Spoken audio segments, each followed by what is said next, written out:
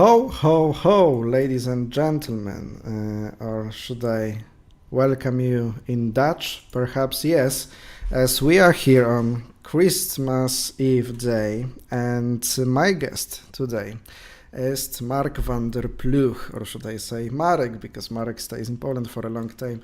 Hi, Marek, nice to see you here, and thank you for accepting the invitation to come here and talk about drafts a little. Well, goedemorgen, Damian. Goedemorgen, all the fans in the Netherlands. Good morning, dzień dobry. Thank you very much for the invitation, Damian. It's a real pleasure. And it's going to be also interesting for you to have someone in the stream who is not as proficient in the game as other people are that you invited. So. I don't think so. I think that you already know, at least you are studying drafts a lot for many, many years. And today, I keep saying tonight, because I used to stream in the evenings.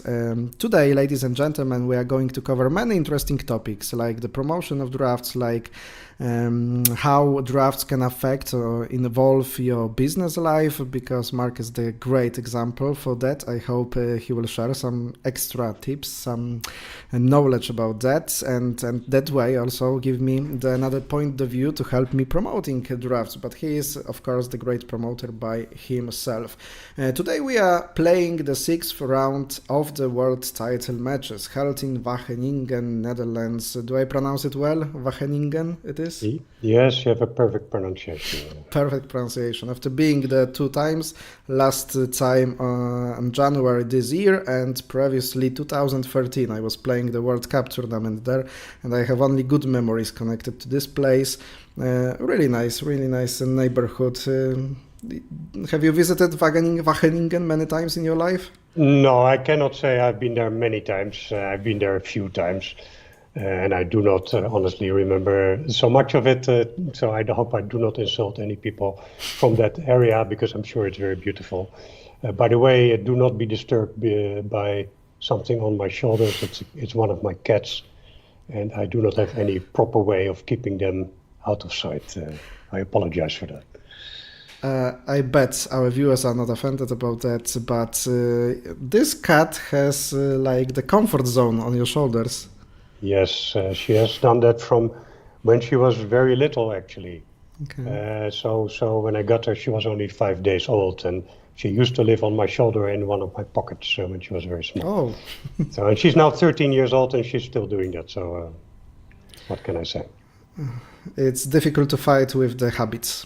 Exactly. She's addicted, yeah, definitely. All right. In the meantime, what do we see on the board? We'll get to that point, because first moves are played quite fast. I just wanted to ask you, from the point of view of the viewer, of the enthusiast of drafts, how do you feel about those matches? What were the games, in your opinion? Do you think those games are enjoyable for such a fan as you? Well, yes. I think for fans of the game, always those games of a World Championship match are sort of enjoyable. Yes, of course, there's a lot more going on in the heads of the players than you see on the board, which is a bit unfortunate, probably. But if you understand the game a little bit, it's always interesting for people who know the game better. I think games were not all that exciting. Yesterday we saw a very good day. I think both the men played an interesting game, and the women, of course, a very interesting game with a result. And I think the way Daria forced at least a very good position in which it was easy for Victoria to make a mistake was very instructive and very interesting. But also I have to say we have seen quite a few times already on the board what we call a classical position. Mm-hmm. And of course you have explained already a few times in the stream what that is, but I'm sure you're going to explain again today, which in the day when I was young and started to play this game was viewed as a bit old-fashioned and so on. And I'm aware that many top players came back to it, because in fact, in spite of the fact it's quite a natural position to occur on the board, many possibilities are there and many possibilities to make a mistake, especially if you have little time left on the clock. So we probably will talk about that later in the game if we see one of those positions. Absolutely important thing you've mentioned, and what is quite interesting, might be at least quite interesting for some of you, there is something like a fashion in drafts, and the first half of this 20th century all the games were played in the classical positions, and you know, there was just one strategy: exchanging back and trying to catch your opponent into the classic position.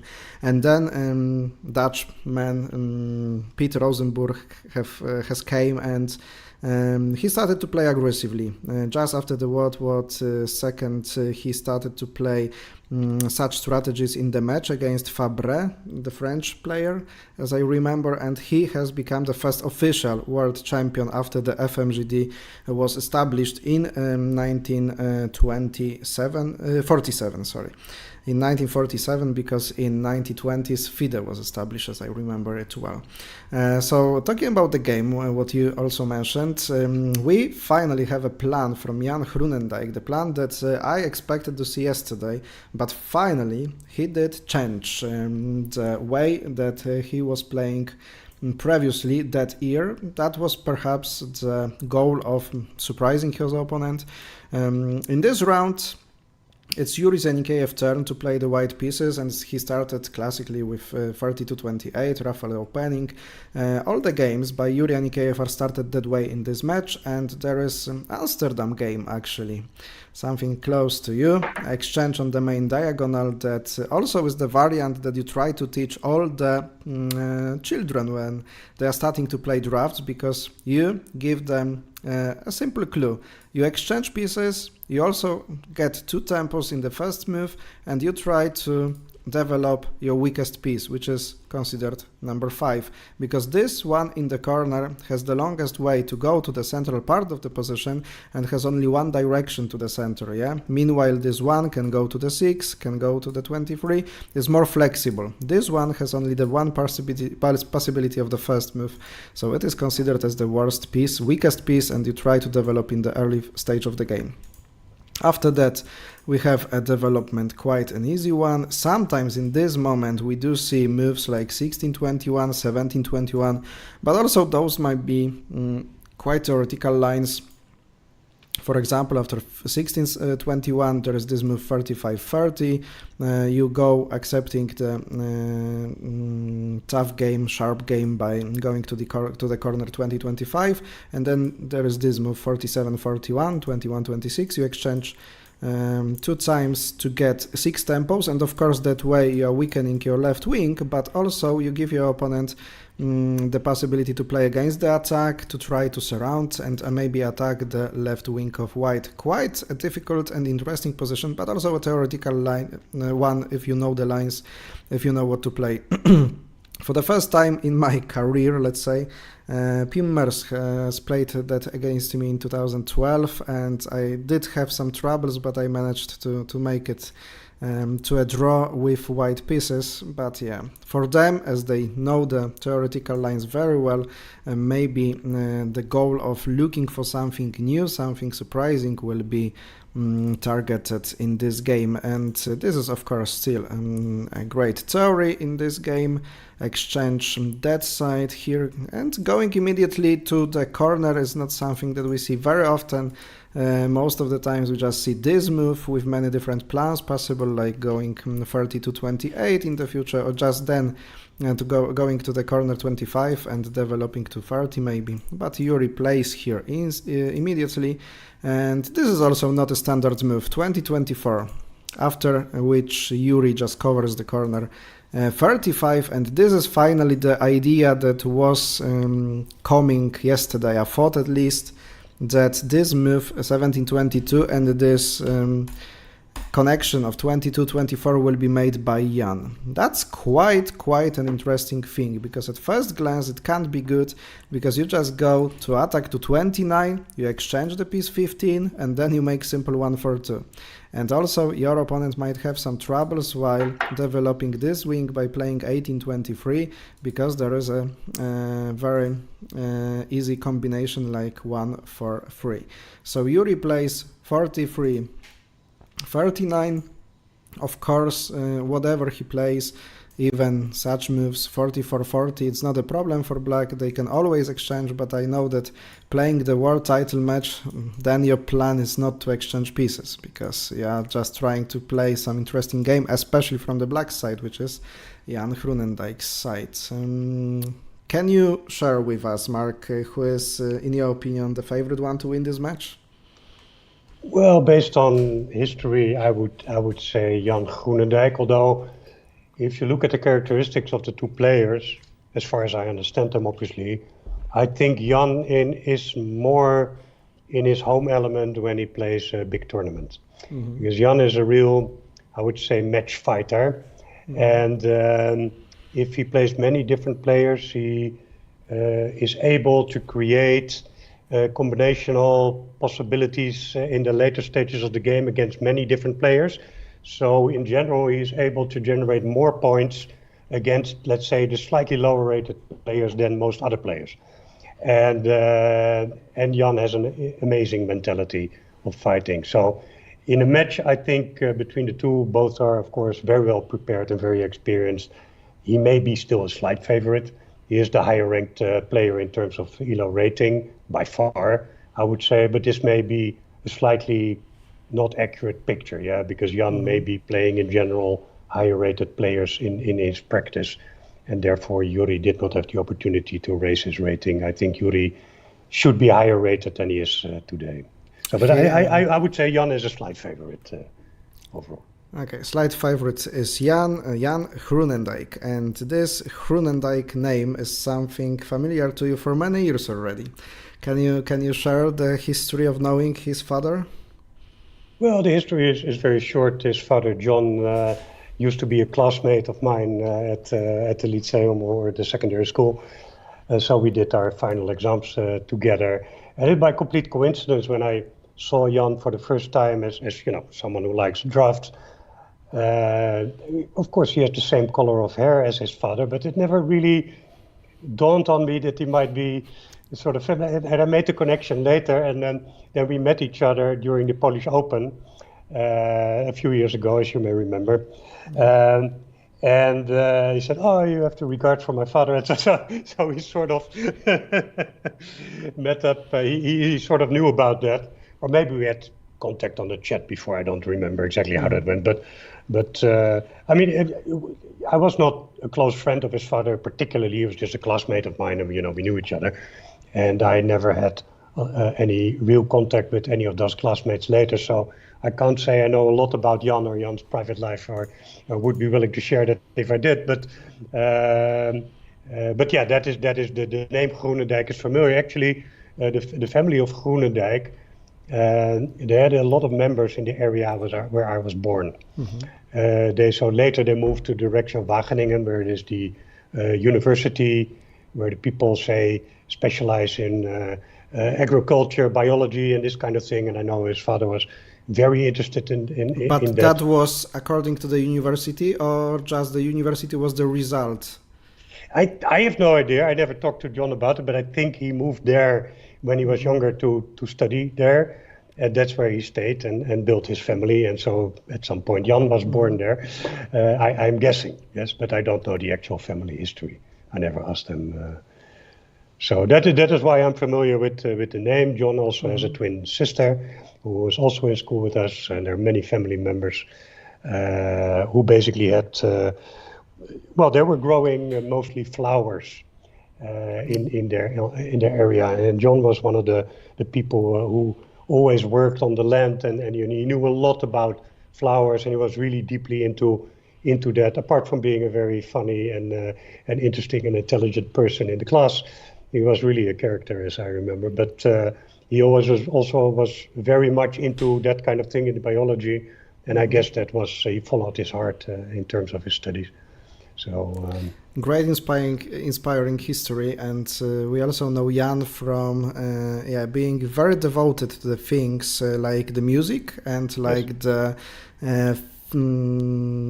bodybuilding, because there is something called I forgot the word in Polish even. How you can just work with your body without any gear, just with your weight, using the muscles on many different physical workouts, and he is really, really good at it. And I think his physical shape just helps him being concentrated, stayed focused during the entire games, and he is very, very good when he is short on time, and he can make absolutely great, genius decisions for many times. And I think that this mental health comes with how he acts with his body. Meanwhile, on the chat, Musu Sony TV, hello and hi Damian, nice hat, gifts coming, perhaps we'll see. Could you please repeat the other gentleman's name? I haven't displayed it yet on the stream, but I have absolutely great and big pleasure, as there are already few people on the stream, to introduce you my guest, which is once again Mark van der Ploeg, who is living in Poland for over 30 years, right? Yes, if you count it gross, from the first day I came to From Poland. the first, it was 93? 93, December 93, exactly. So 31 years ago. Small anniversary last year, now 31 going. And Mark van der Ploeg, ladies and gentlemen, is a great character, not only in drafts, but especially in Poland. Not only in Poland, in the financial markets. He has been the chief executive officer of many companies, most important companies in Poland, and not only because those are the international markets. Great personality and very humble person. So perhaps he won't share what I will be talking about him and his achievements, of course. How did it happen? Can you share, please, how you got to Poland from the Netherlands? Yes, I can. I was asked by the company I worked for, which is an international financial group, to quite help known them. one, yeah. Yeah, quite known one, to help them with starting up a insurance business, a life insurance business in Poland. So there I went. It was quite an adventure, because when I heard I was going to Poland, I did not have a driving license. Even. So I went to my boss and asked, do I get a car when I'm in Poland? He said, well, you don't have a driving license, so no. And so I took 3 months to get my driving license. Actually, I had to pass my exam twice. I failed the first time. Me too. So yeah, who didn't? And I bought the car, and 1 week later I drove to Poland, which was still an adventure in that time. Yeah? So it was not like easy with all the highways. It took me 2 days, 9 hours waiting at the border in Frankfurt an der Oder. Okay. So it was quite exciting. Yeah, before the Schengen time. And how do you like living in Poland after so many years? Well, after so many years, I mean, the question has been asked to me a million times, for sure. But after so many years, I do not ask myself the question anymore. This is just my home country, you can say, yes. After 3 decades, you've seen the change of the country after changing the communism to capitalism and all the processes running after that. Well, it's quite amazing, because I do remember Warsaw as it was, say, in the early 90s, already after, of course, the first changes, but say the big boom in building hadn't happened yet, and it was still easy to park your car in the center very easily, so that's a long time ago. And yeah, amazing changes, most of them very positive, I would say, the development of the country and the people. Also, it was not that obvious to find someone, even in Warsaw, speaking English at that time. That time, yeah. Everyone was speaking Russian that time. Yeah, Russian, a bit of German, but mostly Polish, I would say. So it was difficult when starting to build a new company to find enough people who could speak English so I could communicate with them. So that was quite a challenge, I have to say. But later I basically learned to speak Polish, also for a lot of practical reasons. It's, of course, a lot better when you live somewhere to speak the language. Was it hard? How long time did you Oh man, take to learn Polish? Because I today don't want to Marek is discourage speaking anyone great. on the stream, but I really did not choose the easiest country to move to in terms of the language, and it really is. I bet. It took a while. I mean, what forced me in the end was moving to Katowice, where I worked for a Polish bank, and there nobody spoke English, so it was actually quite obligatory to speak Polish full time. So how did it work? Only with some translators all the time, or what? Well, yes, when I had, for instance, some communication with people, some speeches, that kind of stuff. Okay. I used to work in the beginning with a translator, and later I had help to write some speeches. Say I wrote them in English and they were translated, and I tried to, get my way into Polish. After, say, 3-4 years, I started doing my speeches in Polish. Nice. And over the last few years, I did everything myself with a lot of grammatical mistakes, which I still make when we speak. You know that, because we normally speak Polish with each other, but it doesn't hurt. Yeah, so we can communicate Absolutely. normally. So.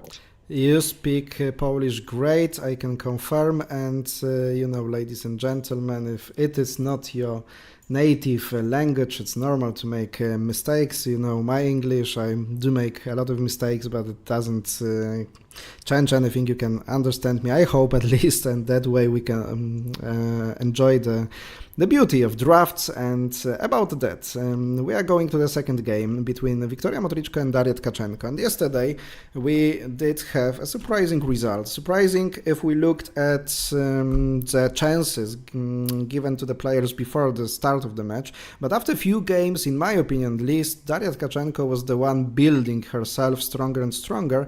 And today I would say that she is absolutely the favorite, showing what she has played so far. And finally, in the round number 5, she managed to defeat her opponent, the current world champion Wiktoria Motrichko from Ukraine. And now the result is 6-4, what you can see in the table down below the camera. And what were your predictions before the match about the result? And did it change somehow after the games, and especially after yesterday's game?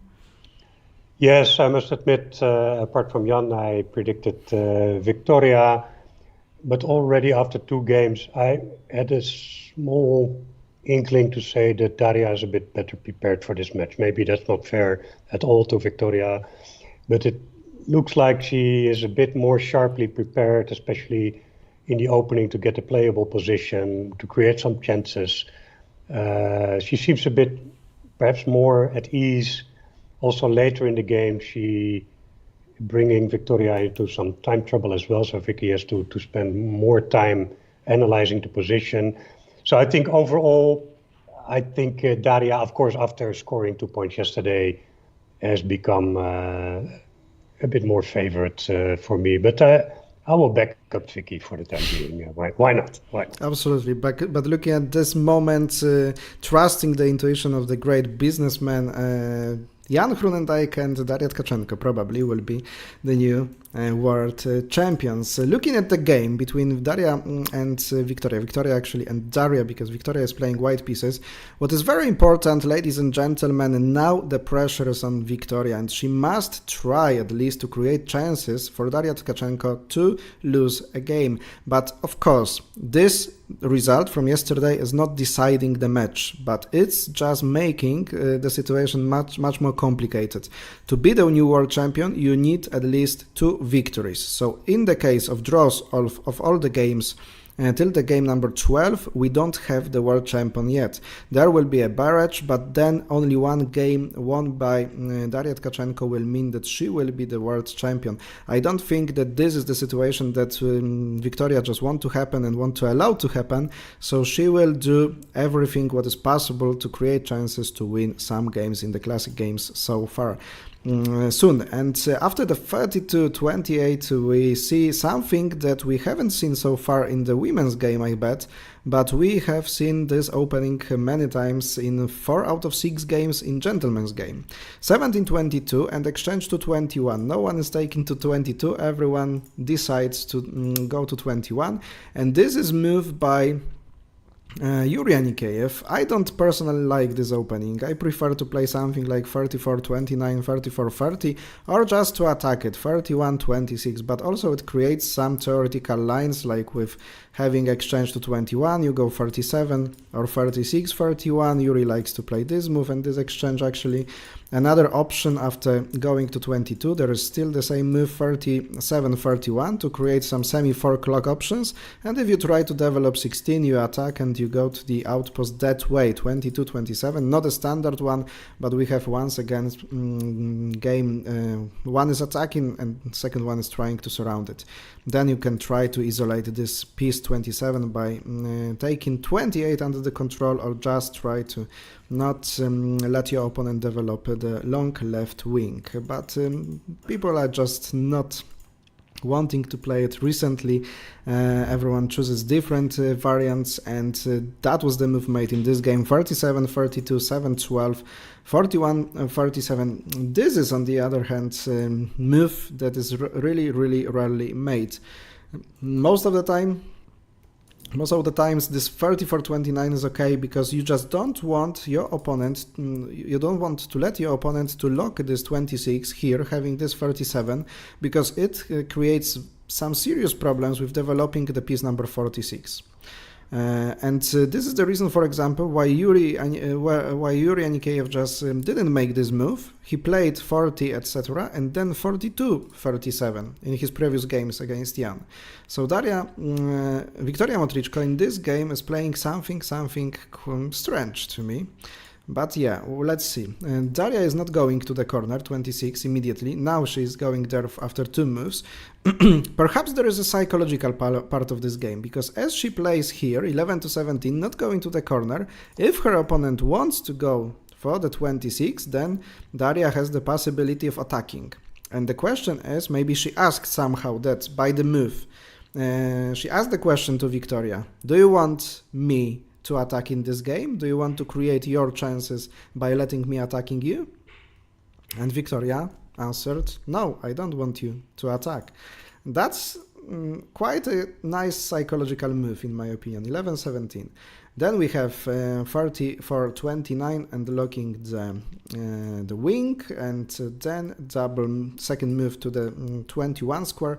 This is perhaps something that I would like to wait with, but also there is a question about what plan Daria wants to choose, because I would prefer to surround from this position. I would love to play something like 20-25, 7-11 maybe at first, to wait for your opponent, but that move 17-21 was played, and that allows white to play here 47-41 and to prepare this 2-4-2 exchange, gaining 6 tempos in advance in the very beginning of the game, by the way. And 19-23 is another move that lets you to do it that direction, or just before it, 35-30. So but anyway, we are slowly getting to the position center versus surrounding, in my opinion.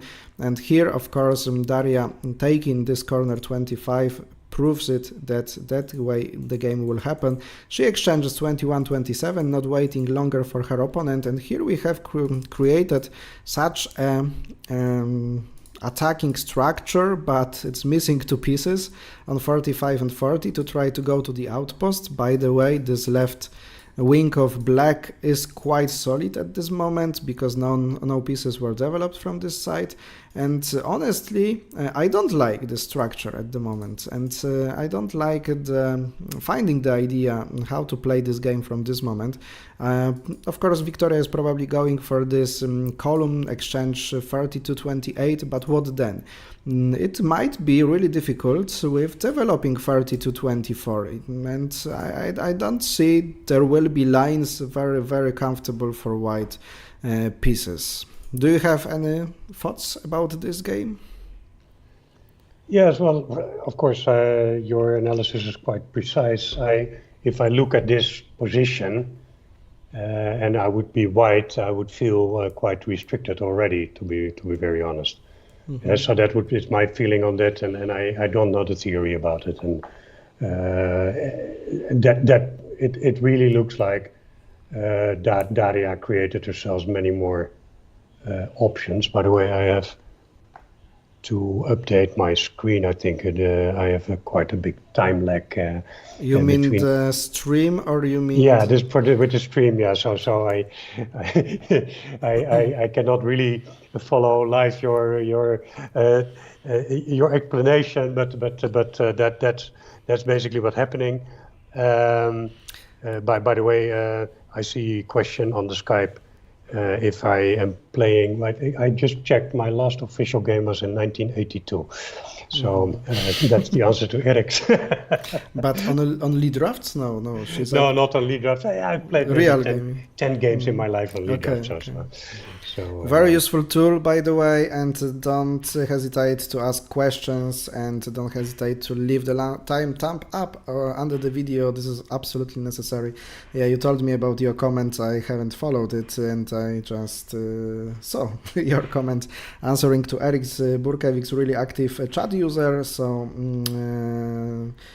Eric is also showing the variant with 3229, 90, 3933 and exchange, of course.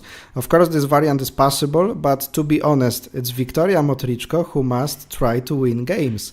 And, you know, having this plan to exchange later, something like that way, giving your opponent extremely developed right wing and some possibilities all around there, I don't think it will be the plan of Victoria Motrichko in this game. I think she wants to create something sharp. Of course, nothing crazy, because sometimes being a bit crazy might be good, but many times if you are just wanting to win too much, or if you just want to draw too much, your result is just opposite one.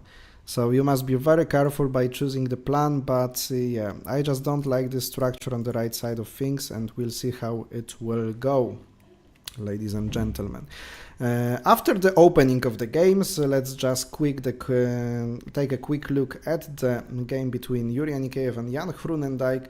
Usually after 10, 15, 20 moves and quite quickly played opening, we'll have some more time of thinking, because the plan must be chosen. Everywhere, in every area of the life, it's good to have a plan. In business as well, right, Mark?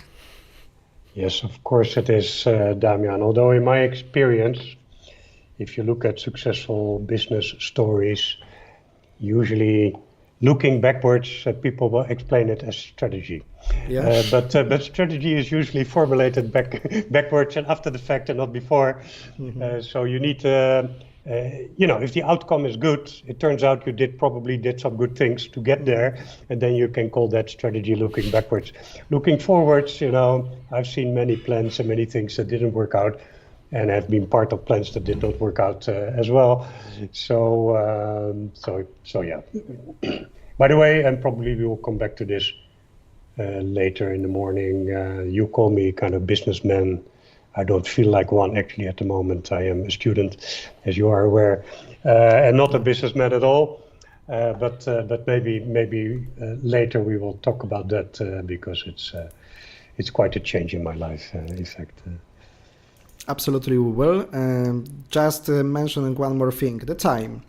Because yesterday, one way of being such a successful player for Daria Tkachenko was great management on time. And she managed to put time pressure on Victoria Motrichko, and that way forced her opponent to make mistakes. This time we can see something we've never seen during this match yet, 2 minutes advantage on Victoria's clock. So I think her conclusion was absolutely to play faster, not to lose too much time in the opening. And we can, of course, build many metaphors and compare drafts to your business, personal life, and we'll do it today, of course. That's my goal. After losing a game, you try, because every loss can give you something in advance if you make the right conclusions, right? Yes. After losing the game, it was obvious that Victoria must change something. If you fail somehow, many times, and you don't change anything, you can't expect the result will change. So I think the change now is already visible, the time management from Victoria Motrichko.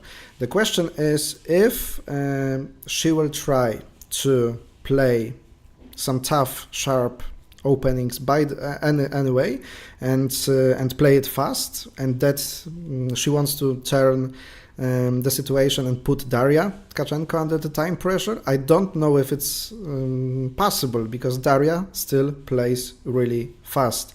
At this time control, where you have 90 minutes for 45 moves, it is very, very important to play opening quite fast, because the game usually is decided in the late middle game or the end game, usually between 35th, 45th or 50th move of the game. Time management is also something very important in life and in business. Do you think that the things that we learn from playing drafts can be some kind adaptive, helpful in your business life, to plan what you are doing, the plan of the day, the plan of the week, how you just work with your time? Well, I mean, I've been. We can look at drafts perhaps as a metaphor for a lot of things. Yeah, but I think like time management in general is a very important subject for everyone. We only live once, as far as I know and as far as I believe, and we only have 24 hours in a day, and the day never comes back. So today is the last time you live today, and you better spend your time well. And it's also the first day of the rest of your life. Yeah? Exactly. And the second thing is, I believe that everyone is the CEO of his own life or her own life. So you decide what you do with your time in the future. So use it well. And there really is not enough time in the day and in the year to do all the things that you might do or want to do. Having moved on a bit in time myself, I'm already looking back at some things that I will never be able to do anymore to the future. Although I do believe in not accepting too many limits also with age, and just go for it if you like to do something new. But spending your time on things that are important and not waste too much time on things that are less important, that I think is the most important lesson of time management and trying to live a life where you do not feel overwhelmed by all the things that are happening to you. It is very important. However, not so easy to do, very easy to say that. But the words are absolutely great, and thank you for sharing those thoughts. But it brings me the question, what is your dream to do, what you haven't done yet? Well, one of the dreams I had until recently was basically understanding more of the world around us, how it works, how it operates in the physical sense. So I decided to start a new study at Warsaw University and study physics, because I'm very curious about the world around me, but I'm also curious about a lot of other things, and so I already do realize that I'm not able within the time that is given to me to do everything that I like or pursue every interest, but this is one that has been following me for quite a few years. And then a situation occurred in my professional life, which gave me the opportunity to start something new. Mm-hmm. And I decided to try this. So that's sort of what happened recently to me. So this topic came back, and yes, Mark van der Ploeg for today is a student of Warsaw University, and he's studying physics. Have you already learned during half a year? Yeah, because you started in October. Yeah, so it's 3 months, in fact. Yeah, 3 months. In fact. Let's not overdo it. the season is short. Does the study meet your expectations about that? Well, more than meets my expectations, because I expected to have difficulties, and my difficulties are much bigger than I expected. So, so yes, it does more than meet my expectations, but it also meets more than my expectations in terms of how engaging it is, how interesting it is. So there are many lessons I'm learning about myself and about the world around me, which are very interesting, also about people. So yeah, don't get me started, because I could talk for a long time about that. And most of all, to get the subject of myself out of the way, I finished my first studies many years ago at the University of Amsterdam. So it was in 1989. And since then, I've really never looked into mathematics and physics anymore at all. And I have to say, by 36 years of quite intensive professional life, I sort of not only forgot everything, but I was counting on the fact that it would come back to me. Once you start, looking at the mathematics, it will come back. It didn't. It simply doesn't come back to me. So I have to learn it all over again, which is one lesson I'm learning about myself and my abilities. And the second lesson is that really it is a challenge to start a study in a language which is not super familiar. Yes, it's not that I do not speak Polish, but all the technical terms of mathematics and physics in Polish are new to me. So it's like having Polish lessons apart from having the physics lessons. So those are two of the quite interesting things that I came to those conclusions. But apart from that, it's very interesting, very engaging, and I'm very excited about it. Do you hope for some area of physics that you want to study the most, like relativistics or something, or just microreactions? I don't know the vocabulary even for that, but you know what I mean. Is there anything, is there some special area for you that you wait for, or you already have heard or learned something about something that you expected? Well, I guess most people who are interested, say in a popular way in physics, are very attracted to things like astrophysics, yes? Yeah. How the planets move, how the universe works, that is very big imagination of how immense it all is and how did it come to be, and those kind of questions are very interesting for everyone. However, I have this problem that I am usually interested in more than one thing at the same time, and I will have to choose. Also the physics of particles seems very exciting and very interesting, but I'm redoing now all simple mechanics and dynamics and electricity and those kind of things, and those are also actually in themselves very interesting subjects. So I don't know, Damian. I don't know if I will specialize in what direction if I do. Okay, so if I will survive at all the first year, we'll see. Definitely you will. So just last one question in this topic and now about the astrophysics. In which model of the universe do you believe? Just Big Bang and spreading all the time, or some kind of multiverse, or some kind of collapsing universe? What do you believe? Well, I keep an open mind. I think the main line of theory is still, what they call the Big Bang, and you have to define what that actually is. Yeah. So a very short period of intense inflation, in which the universe that we observe today came to be. So I guess that is sort of general knowledge that tends in that direction. But in order to match theories that there are to explain more things that we do not know yet, things like a multiverse appear, because that helps then explain things that we observe and we don't have an explanation for yet. So I guess there's a lot of theoretical frameworks out there that might be true or not be true, and we may not be able in our lifetime to prove which one is the right model, yes, but it's very interesting to think about it. Okay, so one more question I must ask. If you could move yourself now forward to some moment in the future, how far it would be? In 100 years future, 200, 1000, how far? Because we have limited life and we can't know everything, how the humankind will spread to the solar system, universe, we don't know it. So if you would have the possibility to move yourself in time future, to which moment you would travel? I think the first question to ask is, would you want to move to the future?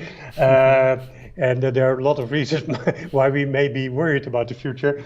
However, if that is the premise, then I would really like to be a witness of human exploration, perhaps on Mars. Yeah, that would be a huge step. It was funny because I recently, at university, being surrounded by people who are 19, 20 years of age or younger even, we had a discussion about the first landing on the moon. And I basically made a remark that I witnessed it live on television. And then people said, what? You how was old are 6 you? years old, yeah? I was 4 years old, in fact, Four, yes, sorry. in 1969, 20th of July. And you know, our parents were wise enough with my Do you elder sister. remember the moment when you watched Yes, it? I do remember that. Yes, I do remember. And my parents were very much supporting the knowledge, especially my father. He used to tell stories about the men that are flying to the moon, and he had a very big interest in this. And so he took us with him on this journey, and we were really excited about that. Although I do not remember much about it, but I do remember sitting in front of the TV and watching that live. So yeah. I bet that you will live the moment when humankind lands on Mars, because according to what Elon Musk says, it will happen in years, not decades. And speaking about Big Bang, something like that we can see in the middle part of the board in the game between Yuri Anikeyev and Jan Groenendijk. Exactly. Of course, the point of view of the players here is quite different from the women's one at the moment, because after the plan we have seen from Jan Groenendijk, obviously trying to defend himself from this threat of exchanging and attacking 29, there was a huge possibility of this exchange, which finally was played here, because there are not so many moves actually to wait. If you tried to play something like that and make this double exchange, then you give your opponent very easy plan to attack this 24 square, and actually it could be very, very problematic to save this piece. Even though scan shows everything works, everything is fine, then just this plan 34 29, or maybe just before that, okay, you can't play this move, because then there is always this move that will let you to exchange if needed, yeah. And this plan will not realize, but after the let's say this attack and playing such moves like 7-12 already can be a huge problem, because sometimes you will not be able to make this move 18-23 as there is a combination, and this move is possible because also 18-23 is not possible. And if you will force your opponent to move the piece number 4, then already problems get on the board. You can play 45, but I believe also this plan could work with this threat 25-20. Absolutely, this is not something that Jan would like to get in this position, and maybe that way just Yuri, despite the fact that he was invited to some sharp play, let's say after not this move but maybe after this one, okay, there is a possibility of attacking, but there is also a possibility in some variants of the game to have some Rosenborg attack by black pieces. That would be something, but I don't expect to see such locked, such tight positions as the Keller ones or the Rosenborg attack, for example. If it was Alexander Schwarzman playing with black pieces, then definitely this plan would be played. I once played Rosenborg attack against Rosenborg attack with Alexander Schwarzman during the European Team Championship in Rapid, because previously in Blitz I played a draw, a bit luckily, but I played this draw against Alexander Schwarzman, and I told to myself, okay, let's see how 5-time world champion plays this plan, and I was totally dominated and crushed by him. So he would play it definitely, but not in this game, and that way it's not like Jan is not choosing to play aggressively, but he's kind of forced by Yuri Anikeyev to make this exchange, in my opinion. And after this exchange we have open position, and it's time to choose plan, but for many it's just time to develop pieces once again, and many times you have scenario like that in the games. So in the beginning of the game you develop pieces, then you get to the locked position, then you have some exchanges, and once again you develop pieces to another position that requires finding a good plan. But as a matter of fact, at this moment, right now, Yuri Anikeyev is trying to find something good for him. What are the options? Of course, you can play quickly something like 37, 32, but also you can take 27 already under the control. You can try to look for some tempos to try to go to 29, maybe to have some threats 30, 24, or just to put pressure in the future part of the game on this point, on this square 24. So there are actually things to consider, and that is probably the reason why Yuri Anikeyev already in this position is thinking for 12 minutes. It's not something we see, especially on this time control, but yeah, he thinks. Going back to what is going on in the ladies game, here we did have comment from Marta Bańkowska. I would have played to 40 and 45 earlier, but still prefer Victoria's position. Okay, different point of view to mine. So probably before, after this one and this exchange, maybe Marta says that she would play immediately here. Probably that would be my plan either, and Victoria was choosing something else. That's kind of strange because she built a column 41, 47, 32, and as Edward Burzyński used to say, if you build a column, then you use it. But Victoria is doing something else. She built a column and she's going to 27. Of course, going to 27 is safe in this position when your opponent has this 23 piece.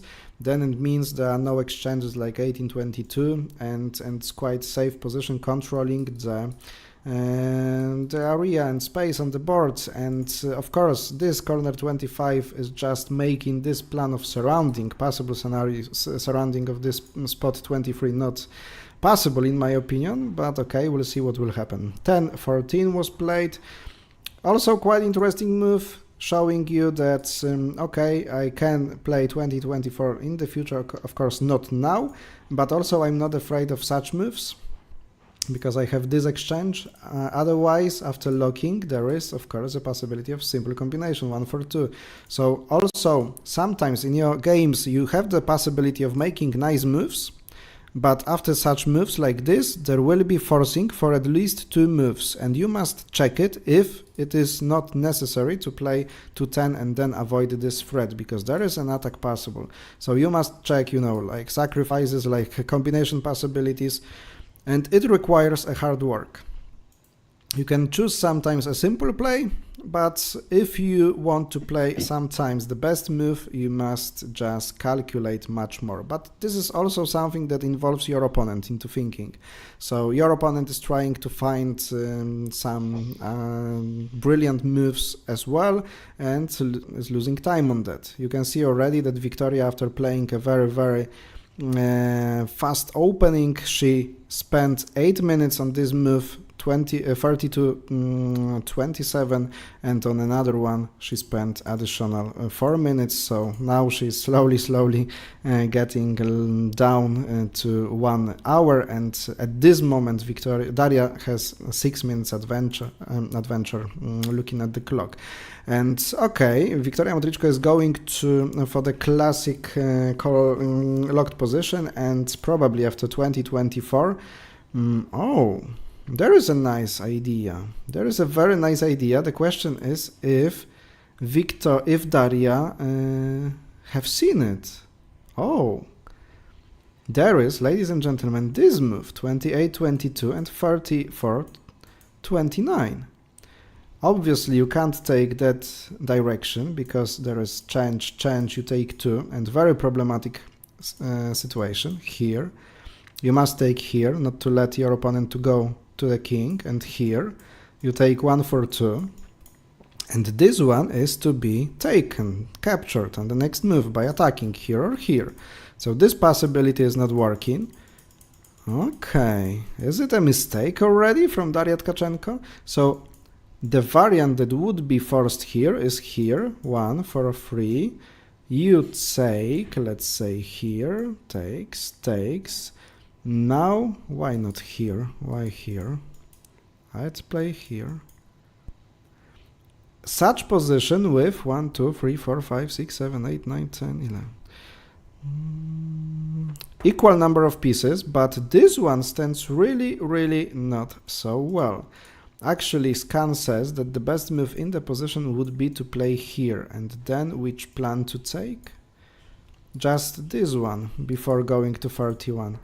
There could be some problems, ladies and gentlemen. I'm 100% sure that Daria Tkachenko just would not want it if she saw it, because that gives a simple play to Victoria Motrichko. After playing fast this opening, probably she became the victim of her plan, because at this moment she did have 1 hour 8 minutes, and here she had 1 hour 7 minutes 43 seconds. So she spent about 45 seconds on this move.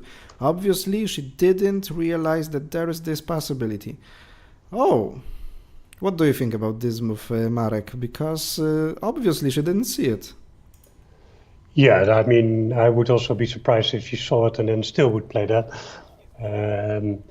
So I think, because she allowed for some kind of classical position to appear, perhaps from a match strategy point of view, since she is ahead now and Victoria has to come, if you like. But this is clearly some inaccuracy, yes, from her side. So I would say you would not choose voluntarily. I mean, I don't think there's a disaster going on here. But you will have to be much more careful after that, and you give Victoria really some kind of plan going forward, which you don't want to do. So that would be my first reaction seeing this move. It's 0.3 advantage according to Scan. It's not much, of course, but now sitting, waiting, calculating from Victoria's side, we can switch the cameras to show you that Daria Tkachenko is away from the table. The question is if she saw it after the move and she now realized she can't change anything. The decision is on her opponent, and she just don't want to act with her face, for example, her reactions, what she thinks about the possibility of this exchange, and perhaps that is the reason why she stood away from the board. But meanwhile, you can see how Victoria is putting her body into the focused position and concentrated, and definitely she's deep into the calculations of this variation. And in my opinion, she will decide to play that, because one reason is that she will unlock the wing and she will create some complicated situation. And this is something where even if you don't have the winning position, of course, you create chances for your opponent to make mistakes. That is the way how Daria Tkachenko dealt with her in the previous round. Very interesting moment now. Even if Victoria spends 10 more minutes to analyze, to be sure if the next move is okay, it's absolutely logical, and that's the moment to think and to calculate. Let me know on the chat what do you think about this possibility if Victoria is going to play this exchange. Martina, hello all. Nice thoughts about time management. Thanks a lot. Eric, you're welcome. We are here for you. I'm scared of the fact we might be just vibrations. Actually, perhaps in the size of the universe we are. This quantum theory is really shocking as well. Big Bang is an unfortunate term since it implies an explosion, which the Big Bang isn't. Yeah, just the name, and it's not like you say. It's an unfortunate term. We basically, I guess, all know what is Big Bang about, and there is no explosion. Well, anyway, even if it was an explosion in space, I mean, it was basically inflation of space itself, but if you have an explosion in space, you don't hear it, because you need air to transmit the sound. So anyway, the word bang this suggests a sound as well, which is probably not correct anyway. True, absolutely true.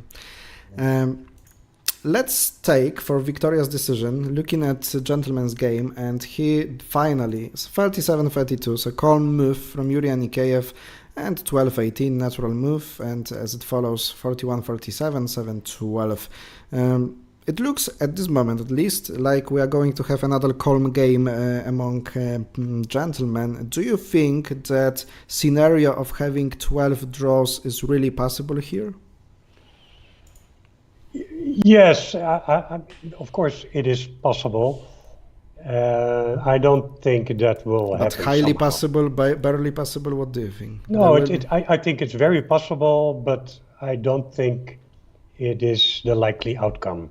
I do believe that when we get closer to the end of the game, of the match, either player, possibly Jan more inclined to that than Yuri, looking at what's happening, to play a bit more risky, have a position which is a locked up position from the beginning with many pieces on the board, where you really have to calculate complicated variations and combinations, which is anyway more attractive to look at. A strategic fight from, so let's say, a distance, as we see now a little bit happening, yes, after the first big exchange, is very interesting for people who understand the strategy. However, as a spectacle, I like the Rosenberg and the locked positions and that kind of stuff, because then all the variations are very complicated. However, it makes your work much more difficult to show all the possibilities and variations. I have that pleasure that I play really not so often, and I don't play for the result mostly. And that gives me the comfort of creating really crazy positions and just enjoy the calculating, the inventing something somehow. I do enjoy it, but they are playing for the goal, and it's a different kind of game, of course. Yes. And as they are trying to play for this goal, now we are at the moment of the game when players start to think more and more. So that gives us the time to cover another topic. And we are drafts lovers. This is a common thing for us. And we would like to have this, our sport, more promoted, more recognized in the world. We would like to have players that gain tons of money for the titles. We would like to have the broadcast in the top televisions. We would like to have interviews. We would like to have draft celebrities, etc. We've spent some time on talking about that. What do you think is the biggest problem of drafts being not promoted? Because you also follow the chess community, you watch the streams, you know how big personalities they have. We already yesterday covered this topic a little. What do you think we need now to start getting drafts more recognized and promoted? Well, I mean, it is. If I had the answer, we would probably be doing it already. So I think that's just my first remark. That of course I do not have the answer to the question, how do we do that? However, I am a passive but very interested observer of chess, just like I am of drafts, in fact, because I am a consumer. Yes, I am a fan of the game. I understand it quite well, but I do not play it. So I can compare what I observe. First of all, is the game itself. Yeah, what makes the one game perhaps more interesting than the other game? But I believe that perhaps the issue is not the game itself. Yes, so there are many games and sports in the world that are similar. However, some sports are very popular all around the world, like football or soccer, as the Americans call it, and some other games like sports like field hockey that we mainly play in the Netherlands. Although the goals of the games are very similar, you play it with a similar number of players. You have 2 goals, you have to score goals, you have a ball, all this kind of stuff. So why is the one popular and the other not? Yes, that's a good question. Mm-hmm. If you look at the history of the drafts game, especially when I was younger and I started to play the game, it was because at that age I was very interested in the people who played the game. Yes, Ton Sijbrands was a huge figure in my time, although he already stopped playing actively on big tournaments, because he became a world champion in 1972 and for the second time in 1973. And then actually he forfeited his title, yes. Mm-hmm. But in the time that I started playing the game when I was 16, 17 years old, which was in the early 80s, then Harm Wiersma was basically Gantwerk. They were the main, players and the face of the game. But we knew who these players were, and not because we were deeply interested in the game before, but our fathers told us about it. I say we because I'm referring to a very good friend of mine, Arnoud, who's still a good friend of mine, and we know each other for, well, since we were born, in fact. So for a long time, and we used to play together on the kitchen table or on the floor, not even knowing the right rules of the game. But since we knew these players and this kind of stories around that, it started to interest us more. And we said, why don't we try to call some club to see if we can play the game better? So that's how it started for me. But I have the impression, maybe it's not the right impression, that the game of draughts was more popular back in that day than it is today. And why we lost it? Maybe a number of reasons, but I do remember there were live transmissions on Dutch television, which only had which only had 2 or 3 channels at that time. Yes, you had, transmission of the World Championship match between Sijbrands and Motrichko. There were courses that you could follow even on TV for beginners. I'm not sure if many people actually were watching that and so on. I do not have any idea, yes, but at least there was in my perception, looking back, there was more, it was closer to the people. People were more aware of the game and the people who played it than there are today. And of course, at that time also in chess, Fischer against Spassky, yes, in '73, a match in Reykjavik, very famous. Later we have the rivalry between Korchnoi and Karpov, a very famous match in Manila. Lots of things going on around the chessboard rather than on the chessboard, creating some publicity, some intrigue, and I guess we are lacking that a bit with draughts, say the big characters, the big stories around it. So that would be my first thing. So do we have an interesting story to attract people to the game other than the actual game itself? But I guess popularizing the game itself is also something that, we are somehow failing to do on a wide scale. Yes, popularizing the game, making it really interesting for many people to start playing it somehow.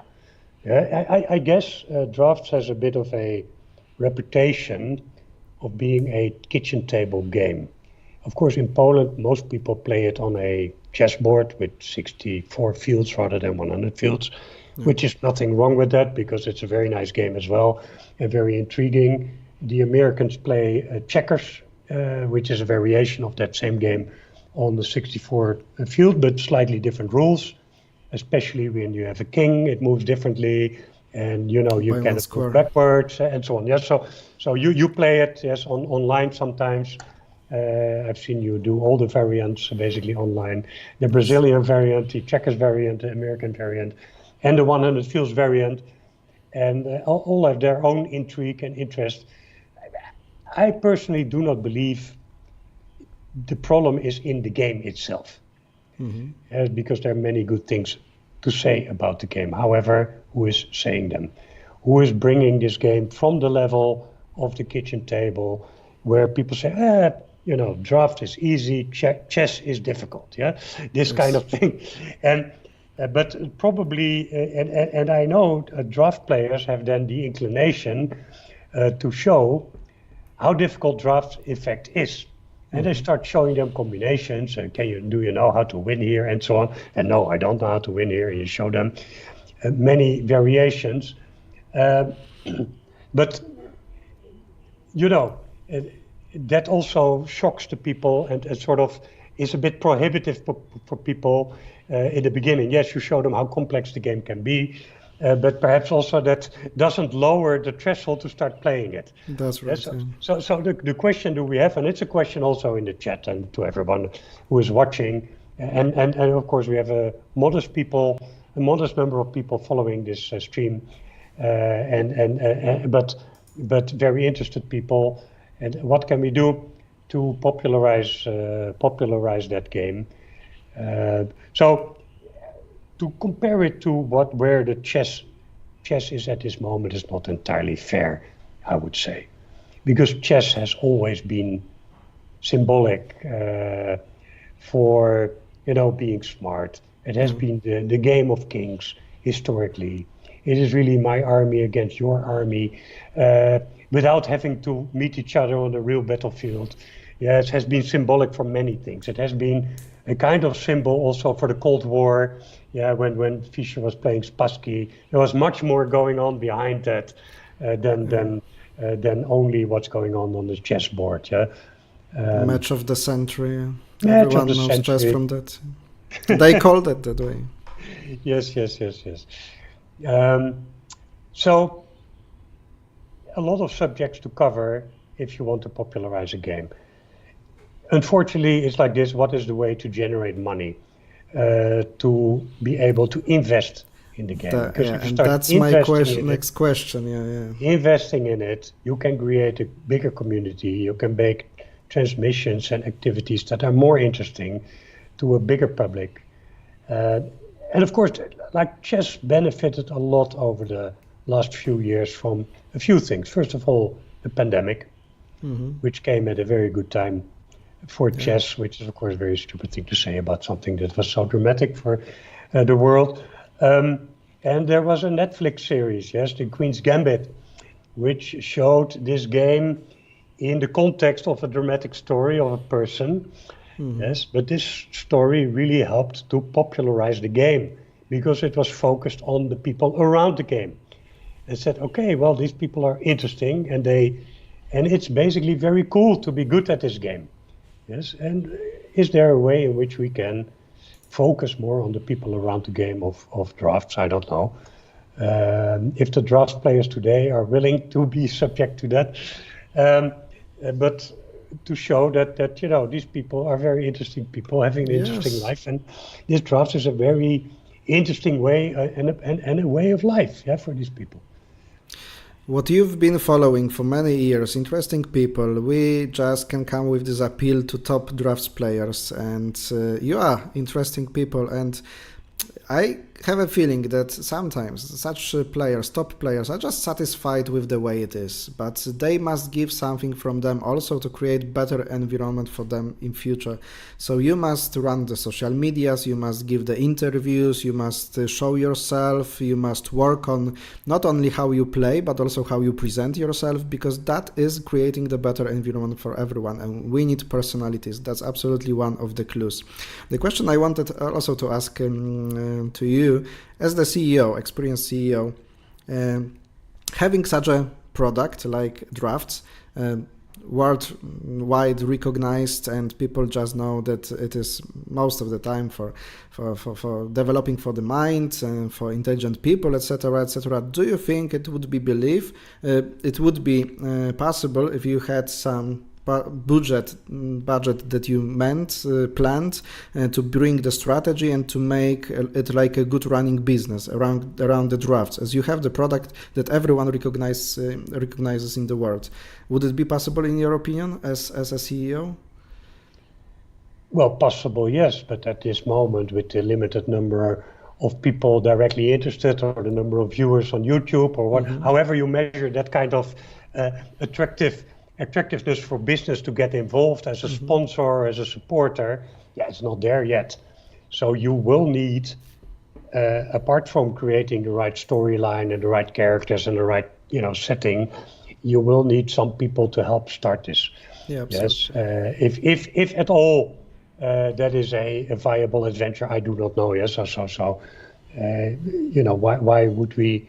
It's our wish as lovers of the game that this would be a big sport, that people could really be professional in this sport, and not only the top 3 players in the world could make some money out of it. Absolutely. But maybe the best 100 players and people around that, creating content, creating events around it, would be involved and make a living out of that, and making it a bigger sport and event, and many people attract many more businesses to say, okay, now it becomes interesting for me. But I think it will be very hard today to convince a global business or an international business to become a sponsor of something that they don't really know or feel, or you can prove by numbers that they have some exposure.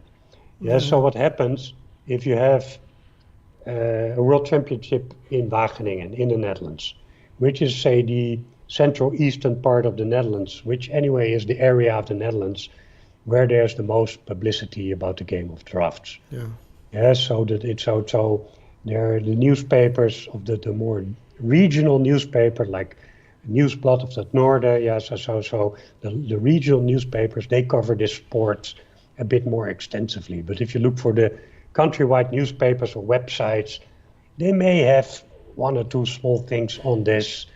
There was a very nice interview with Darek Kachenko on Yeah, I've seen what it. we call national television, the NOS, say the website, and that was very nice. But it's once or twice during the whole match. Yes, it's not all the time there. And therefore,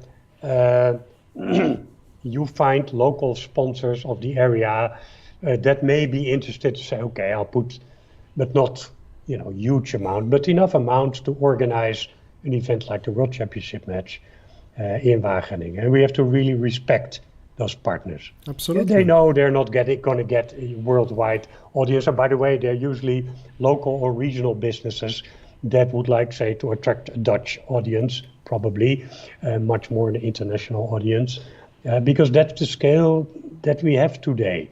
And we should be very grateful that there are those sponsors that help us. And I remember our conversation, Damian, say 3 years ago, there was the Polish Open in Julinek. And we had this short discussion on what is now the goal of organizing this tournament. Because I said, hey, Damian, it is a fantastic tournament. Top players of the world are here, really fantastic tournament. And you as organizer, spending all your time organizing that on a really top professional level. But where are the sponsors and where are the spectators? And you told me then, well, my goal for the time being is to try to maximize the number of people interested in playing the tournament, which is fair enough. Of course, that is a great thing to have 80 people from many countries in the world, yes, and of any denominations, also people with a handicap, a visual handicap, were playing in those tournaments. It was fantastic, men and women together. It was really fantastically organized tournament, really great conditions in a beautiful place. However, I felt that I was the only spectator, and there were some other people, trainers and people helping around. But I was the only real spectator, and I took a day or 2 days off from my work just to get there, because I am a lover of the game and I like to meet the players, which is, very easy there. So I met a lot of the players. I shook hands with Jan Groenendijk, with Natalia Stadowska, with Marta Bankowska, and so on, and with you. And it's very accessible people because it's a very small community. That's right. So it is on the one hand very nice, creating a beautiful atmosphere between the players. However, it does not have any real, appeal to people to come there and say, okay, this is really attractive. Come to our tournament as a spectator. Yeah. And it's not possible, of course, with the budget you are working with, which is almost zero, and so on. So I do not have the answers, yes, but I do think we need to sit down, Damian, you and I, maybe Wouter Sipma, who I know is a person who has really spent a lot of time already thinking about popularizing the game, who is an international grandmaster, well known all over the world. By the way, you shouldn't short sell yourself. You're a 4 times Polish champion, yeah? Player of a really, really high level. And how can we really understand this from a wider public point of view? Yeah, from a draft player's point of view, is probably a too narrow point of view to try to popularize the game. We have to understand it from, indeed, what would be the interest of the business community to get involved? What would be the interest of the bigger public to be attracted? Why would be this transmission be interested to a bigger public than only players of drafts? Yes, because I remember I became interested in chess, not because I was a chess player. Yeah. Because basically I happened on a very nice transmission of a World Championship match between Carlsen and Karyakin, I think it was at the time. And we had commentators not only commenting about the chess itself, but also about the world around chess and their experience around that, and about many other subjects. And it was really nice, as I call slow entertainment, Yeah, so if you like slow entertainment around the Christmas time, you just put it on the screen, you do your own thing, but you have this in the background, and sometimes you go back, oh, it becomes interesting. And slow entertainment is really a stream of entertainment that we might tap into if we want to. But we have to make it entertainment nonetheless. Yeah, and not only about the draft itself, although I think the players deserve our attention, and by now the players that are playing these games are also deserving our attention once again. But this is also my first thoughts. I think we have a few hours today still to come back to the subject, and I'm talking too long. But you are not absolutely. You're not talking too long. I'm absolutely in what you are telling, and thank you for sharing all the thoughts. Absolutely, I do agree with all of them. What is convincing? Vicky is playing that, so it's really... Yeah. Now Daria is thinking where to capture. Yes, that proves that she didn't see it. Absolutely. Quick answer. What convinced me about building community, about building a business on drafts, why it is possible, it's the number of users of the applications to play checkers or drafts. There are few applications that have over 100 million downloads. That's astonishing. Over 100 million users of the application, and I know the numbers around what money such applications generate from the owners of this application. This is amazing how many people play checkers, drafts in the world. I keep repeating that the word drafts is a problem, makes us less recognizable. Would you feel offended if we changed the name of the game from drafts to international checkers or something? Personally, I would not. However, I'm also a person that at my age I started a new study, so maybe I'm not representative for that, because of course drafts, or in the Netherlands we call it dammen, has a huge tradition and it has its roots.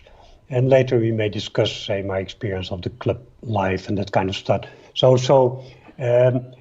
But I personally think you are absolutely right.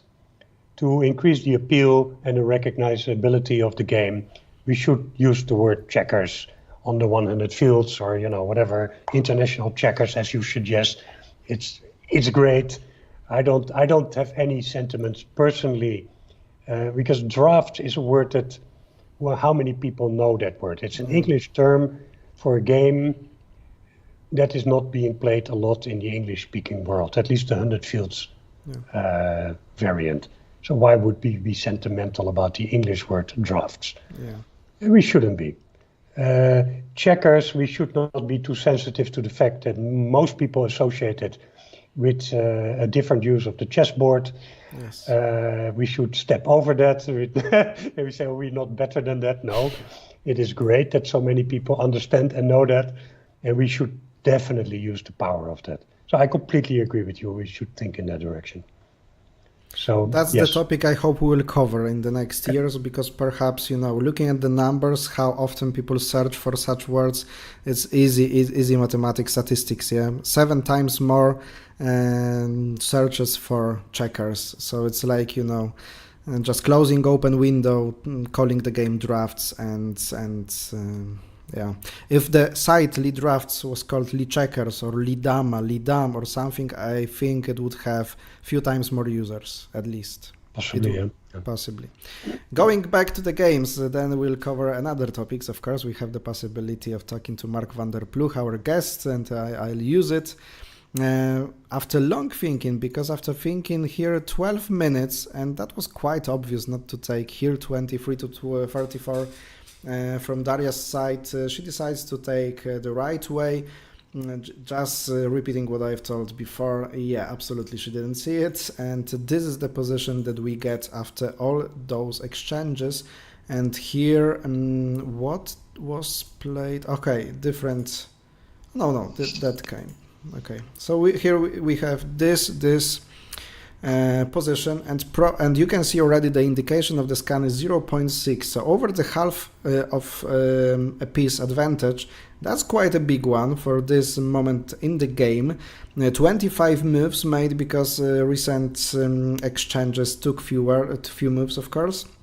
So 20 more moves to The time control will be in 1 hour and 37 minutes, ladies and gentlemen. For that number of moves, Wiktoria Motrichko still has 41 minutes. Now, perhaps once again, she will try to think a bit longer, and this is once again very logical and understandable, because now she wants to find plan perhaps to play against this piece 28. And I think that Daria can be really upset after winning such a game in such a beautiful way, she just misses such a simple exchange at the level of the World Championship title.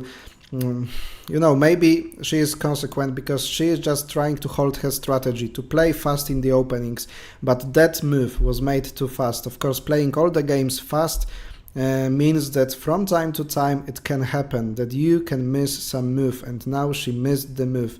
If Wiktoria is back in that game, then Daria will be absolutely blaming herself, in my opinion. Would you add anything to that?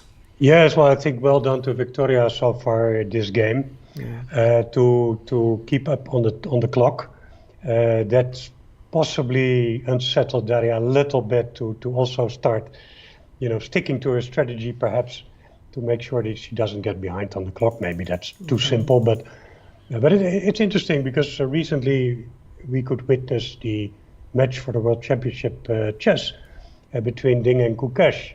And what we saw in many of the games is that early in the game, it seemed that Gukesh was a bit better prepared in the openings. Also, that probably is not exactly the correct representation, but let's say, and Ding spent a lot of time in the beginning of the game to find the right continuation and get a playable position. However, almost in all of those games, in the end, he caught up on the clock. So then he played simply good moves by thinking long time in the beginning, earlier in the game, and he came to a good play in, say, the middle part of the game, and caused some difficulties for his opponent. In the end, he lost the match, and I think Gukesh is a very worthy new world champion at 18 years of age, imagine that. But the strategy of Ding, or maybe it was not real strategy, but it was the way he played the games, was very interesting. So it's not so bad if reasonably early in the game, the players have a longer think about, what to do, where to go, really determine their strategy. That does not always indicate that they're not well prepared. It sometimes simply indicates that they want to invest their time at that moment, to later have a easier play and to know their plan and so on. So, Luke Terweiden, I'm curious why Daria played 25 to 34 in this position. 19 to 28 seems more logical, and Motrichko has to make some other tempo. Very good comment, because that's absolutely true. Why you just trying to help your opponent, even though you don't want to simplify things for your opponent, then your opponent must make some decision right now, and you are just complicated something. You must try to complicate things for your opponent. It's very logical to take that direction and not the way how it was played in the game finally. Wiktoria plays here 39, the move suggested by the scan engine, and the advantage is at the level of half a piece, and I think it is very promising because now those pieces are very weak. At any moment you can't play 11 to 17 because this 28 will have no place to go after going to 22. Simply you miss a piece, your piece is gone. Other thing is that you are going to build this column like a semaphore clock to create this chance of attacking this piece with a simple combination, and it's hard to escape from that. 8-12 is the line how you must follow not to lose a piece, because now after 37-31 this move will be possible, building this column, so after that one you can just go further, and even though you attack, change, now without those pieces it is possible to play 11-17, because if you are going in between the pieces, then 28 escapes and the piece is safe in that variation. So just to make it right after this move, 8 to 12, you should have played 40 to 38, creating one more, for example, attack here, and then creating some more deadly threats with 37-31. After this move, that is the best according to the scan, and this one, 3 to 8, is necessary to be played. You created this attack finally, and after the defense, that is the position that we could get, and always you have 3 more attacks and there is only 1 defender. Okay, so that is maybe better even planned than building this column 36-27. Yeah, it looks so, it looks like that. So if I was to bet on the result at this moment, I think Victoria Motrichko will win this game, ladies and gentlemen. That's something, that would be something, being back just after losing the game, winning another way on this day. Perhaps that's an option. Sometimes, sometime we've spent without looking at the game between Jan Groenendijk playing with black pieces against Yuri Anikeyev playing white pieces. Of course, we are talking at this moment, there was this developmental phase of the game. They were just going to the central part of the board. Yuri is not wanting to bring it to the classical position, at least at the moment, so he chooses to play this move with the plan going to 34, creating this, some people call it feet of the dinosaur. It is like the feet of T-Rex or something. Yeah. 12-18, and there is this move 39-34, 8-12, and that is a very interesting move, I must... okay, so the idea of this move is, of course, if black pieces are not here on 7, then I can make this exchange, and in case of attacking here 19-23, that was the plan actually made by Victoria yesterday against Daria.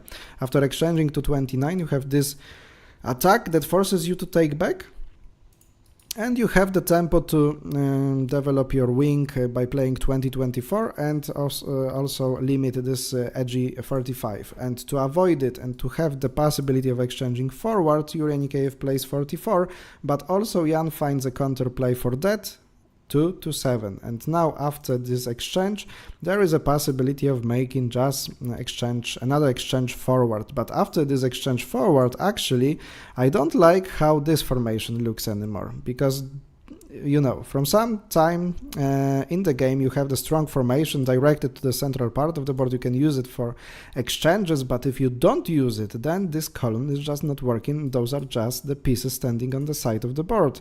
If Yuri will not play to 28, then you don't use this formation. Perhaps your only plan will be to go to 21 and you have just edgy pieces. So yeah, maybe that was the reason why Jan Groenendijk right now decides to play 17-21. He is not afraid, of course, of such exchanges. You can't exchange forward because you are losing a piece. Very common plan of exchanging here and making this 24 really a lonely piece, and after such moves you don't make 1 for 2, but you make 2 for 3 to secure the piece of advantage. Yeah. So as he is not afraid of any actions here, of course this is not possible as well, because you are going here. Oh, here you can't, because there is a combination, of course. You must be careful with that. It's something like the half moon shot, something like that. Of course, before that you must go to the corner 26, but then you will have this threat of going to 23. You can't get to 34 in one move to exchange potential 23 by 34-29, so you must react. You can't react because probably one piece will be lost. So the question is, what will be now the plan of Yuri? Because let's say this is not possible, this is very weak, attacking to 26 might be problematic, as your opponent can go with even stronger attack like this one, and something like that could be possible, but I would absolutely prefer the black's position. Another option could be here, for example, if Yuri played 31-27. Actually, this is recommended move by the scan computer engine, but after this move, as you can't make this exchange 1823, and this 1822 is just making your pieces from the central part of the board disappear. And after all, you have this cooperation of 2729, and to choose such a move for computer it might be easy, but for human it might be very problematic to see all the possibilities, because you know Jan can wait on many different ways, like 1117 you must calculate such moves. Of course this is not possible, but maybe there is some forcing because there are many gaps in the position, everything can happen. And it was not logical for me to choose this move 3127, the move suggested by computer, and it happens. Just 4440 is played by Yuri Anikeyev. This looks like a human move, but now it looks like black pieces of Jan are getting under the control more and more space. I think it is possible in the game that we will see even the outpost on the 27 square. What I like about that game, we are getting to more aggressive position than we used to between those gentlemen. I kinda like it. How do you feel this position, Mark? Yes, well, after your explanation, I do not have much to add. If I would just, look at the board and say, which side would I prefer?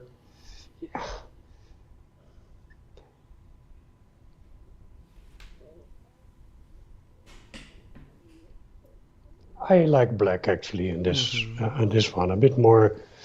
I think I would have a few more, say, ideas in which direction it could develop. However, the concrete variations that you showed, say the combinations and the technical possibilities, are also limiting black. Yeah, so I would. It's difficult to choose, but I like in general when there are some, say, aggressive moves on the board. I like players that dare to put a forepost, whether it be on 27 for black or 24 for white, to gain space and to basically risk this piece to be, to be attacked. However, creating space and creating the momentum forward on the board in general. I guess, interesting. I think Yuri's position is very interesting. It's a bit more entrepreneurial than he played over the last few days. So I'm quite happy to see that. I'm really happy as well. Answering also to Twitch comment, because we are live not only on YouTube on checkersTV channel, but as well on Twitch TV Checkers. Then what is better, chess or checkers? That was the question sent by Naruto Sensei 100. 100 in the nickname says perhaps that international draughts or checkers is better, but is it anyhow possible to compare those sports in your opinion? No, I think it's very tempting to compare chess with checkers or draft, because they're both played on a board by two players sitting down for many hours. Just, however, the nature of the game is quite different, and it's also not a completely fair comparison. I would say. However, of course, historically, we have some interesting examples of crossovers of people playing both of the games. In the past, Janus van der Wal was a very good example, who was playing at a very high level of chess in the Netherlands. However, also was a world champion in drafts. Ton Sijbrandts himself, I call himself because for me he still is the hero, of course famous in drafts, but also not a bad chess player, and I mean really on a club level, not bad chess player. Vasily Ivanchuk, who is not a fantastic draft player, but nevertheless plays in some international tournaments, and not badly, I would say. And of course is an absolute legend of chess. Yes, and he got very interested in the drafts game, and he has very interesting things to say about it as well. And I think so he is one of the people we could talk to when we want to help to popularize the game. So ask him really more publicly, what is so interesting and challenging about this game, and why are you playing it actually?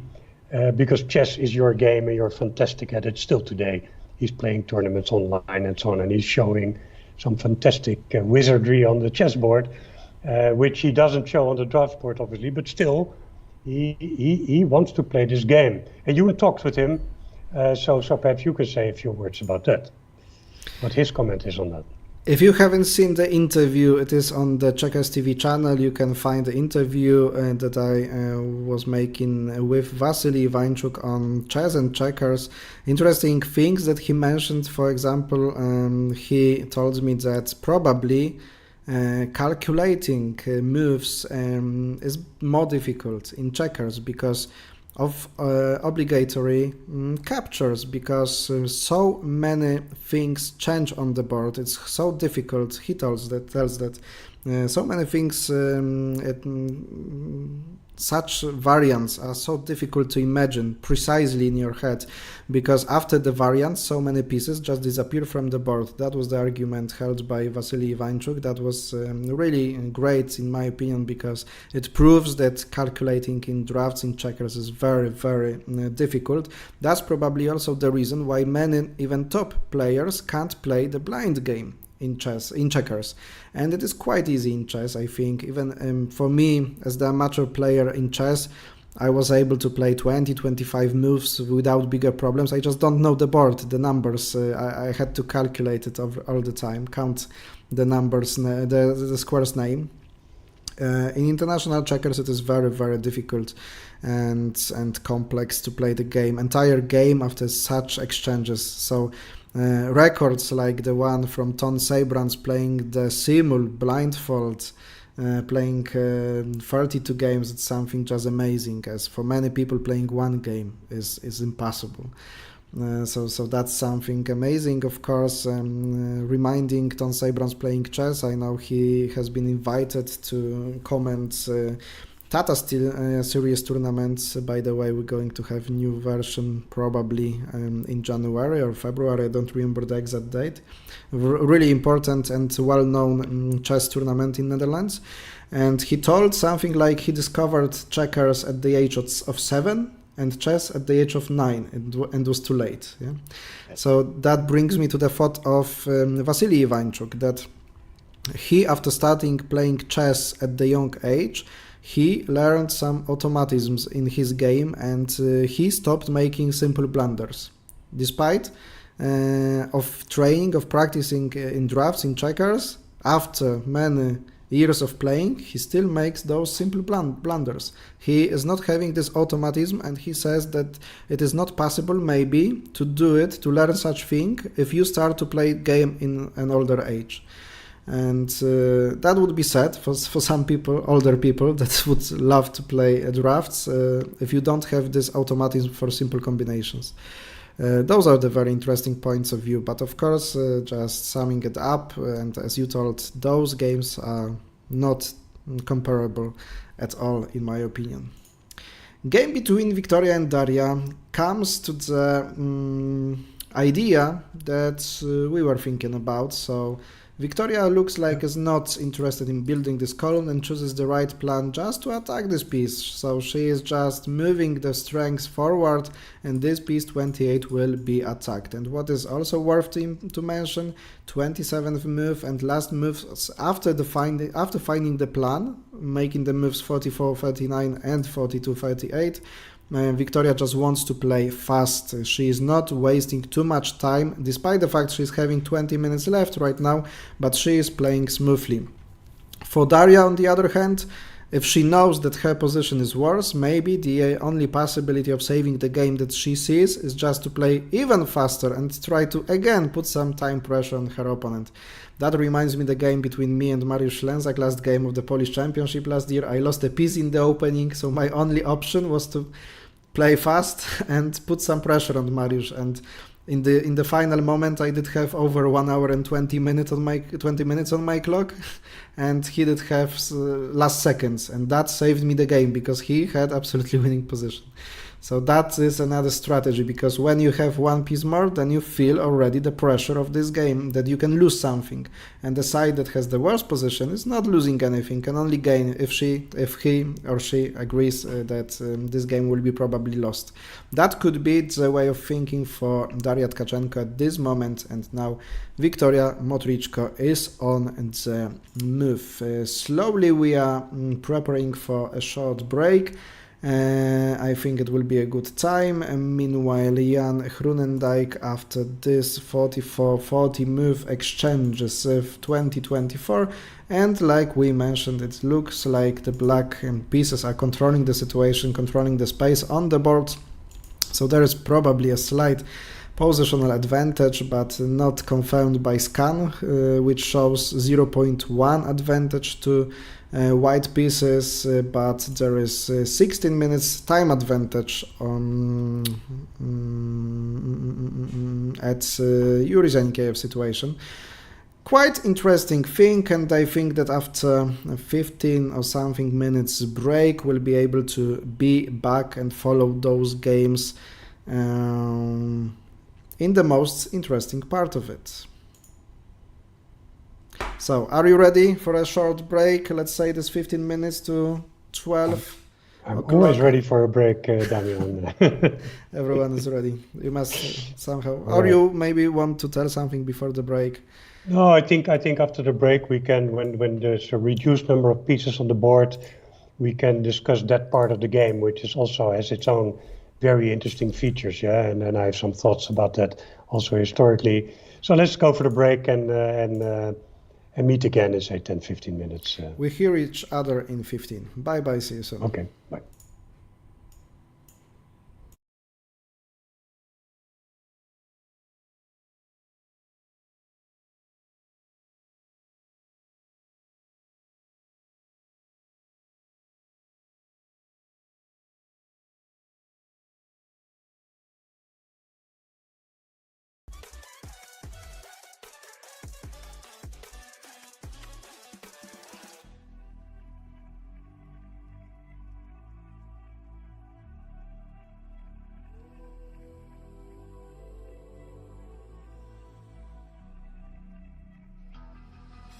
The calm before the storm.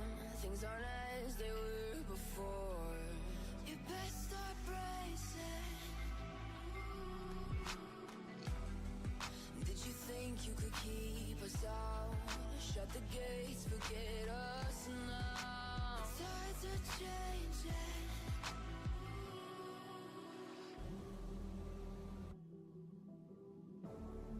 Can you hear the sound?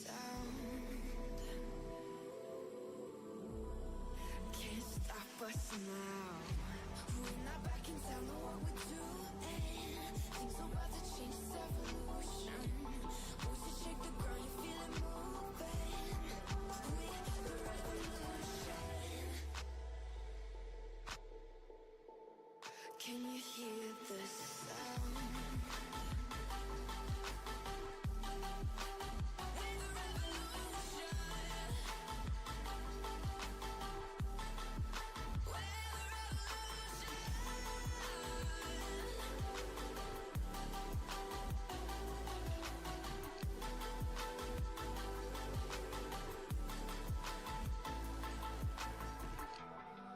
With the ground beneath your feet, with a whisper in the trees. Do you feel us watching? Hunger in our eyes, victories on our minds. It's our time to rise.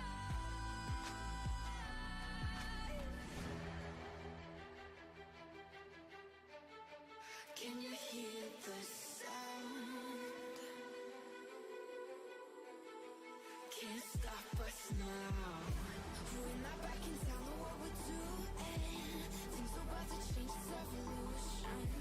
Voices shake the ground, you feel it moving. We're the revolution. Can you hear the sound?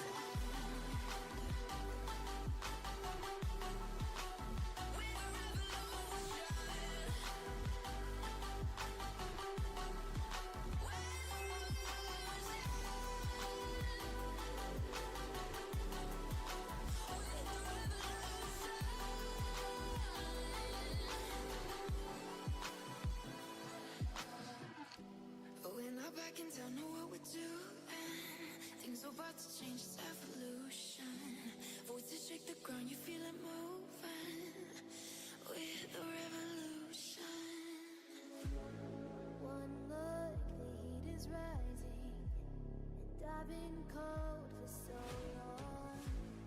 One touch and we're igniting, setting fire to it all. You know these flames ain't going out. This building is crumbling to the ground. Don't think that we can stop it now, 'cause baby our love is gonna burn down. You know these flames ain't going out. This building is crumbling to the ground. Don't think I wanna stop it now, 'cause baby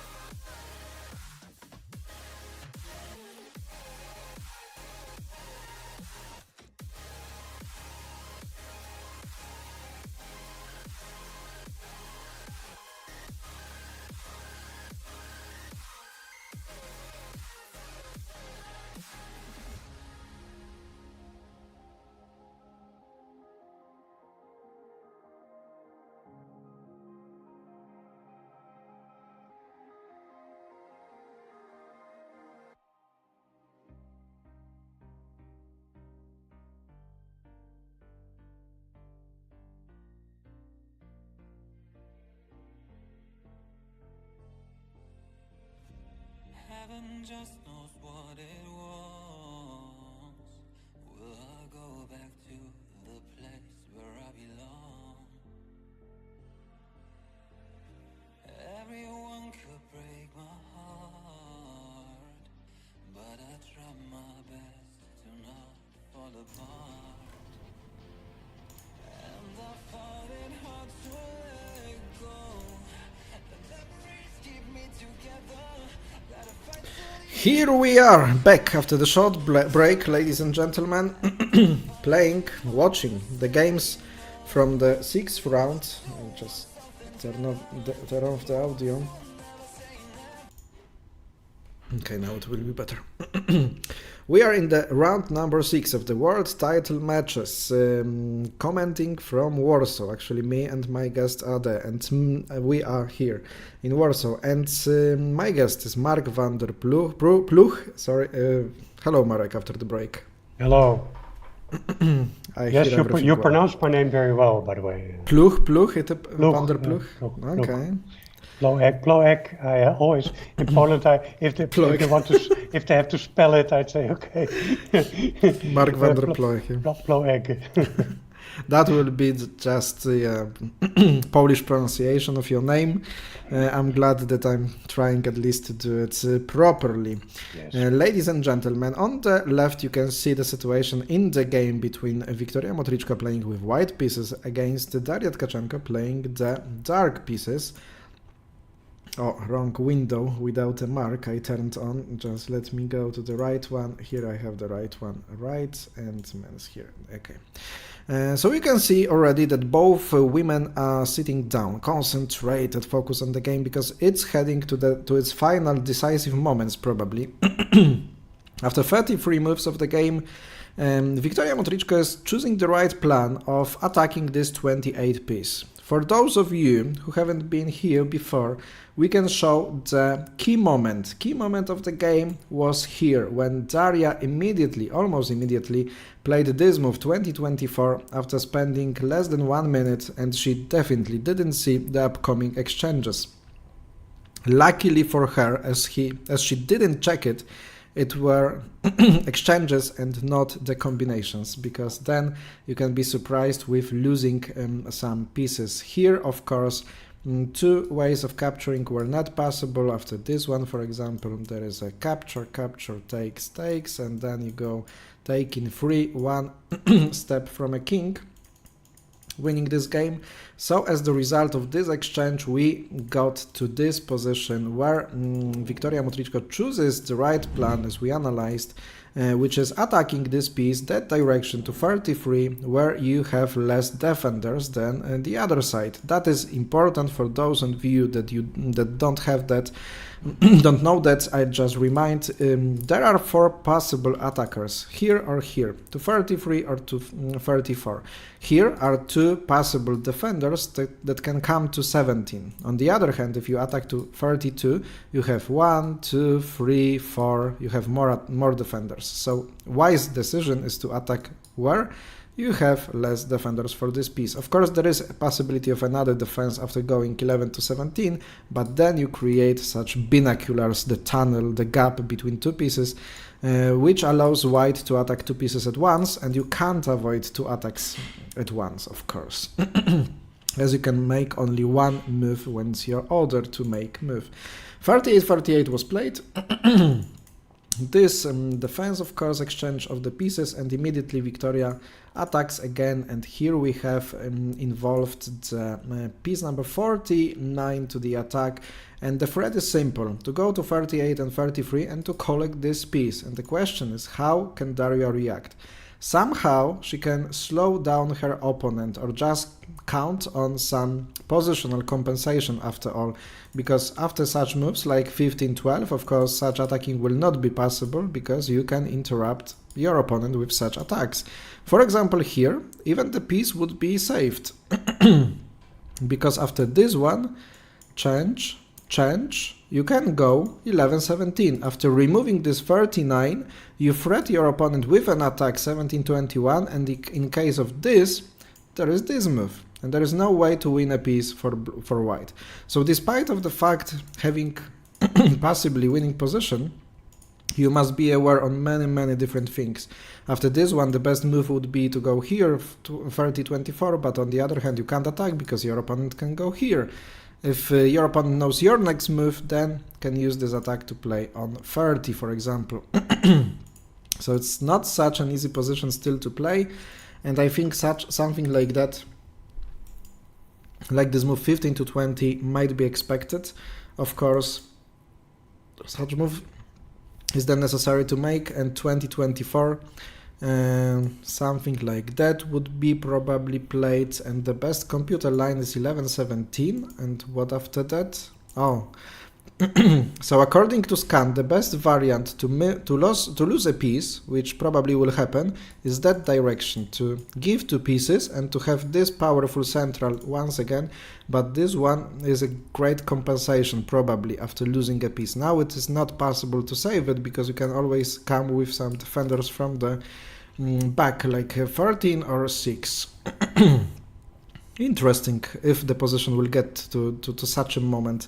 Of course, Victoria absolutely will take it, because even though Scan shows 0.7 advantage at in this moment, it is not the entire piece of advantage, but it creates such a problems to the black side, because you have 1 piece more, and 1 inaccurate move can lose the game for you.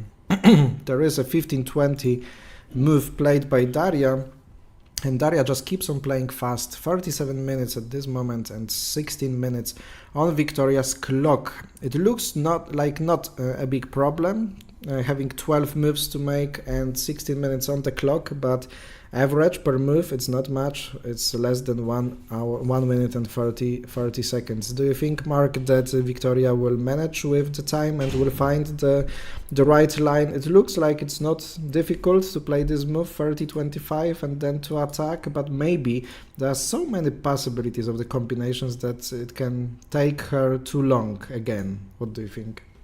Yes, there's a risk of that. I mean, we come to the interesting part of the game where you cannot make a move on the one side of the board without having any consequences on the other side. So you have to really make painful choices.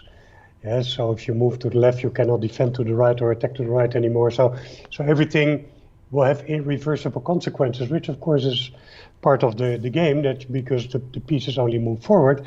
And once you make that move, you cannot move it back anymore. So there are many painful choices to be made. For someone looking at this more the first time, maybe 30-25 is not all that obvious. Positionally, moving a piece to the side is not the easiest move to make, but she did it. So that's very good according to your analysis and the analysis of Scan. Yes. If she will be able to win this piece on 28 is still a very good question, but put enough pressure on that in order for Daria to have very little choices and have to spend more time. This she can do. So I think Victoria still has a clear advantage here.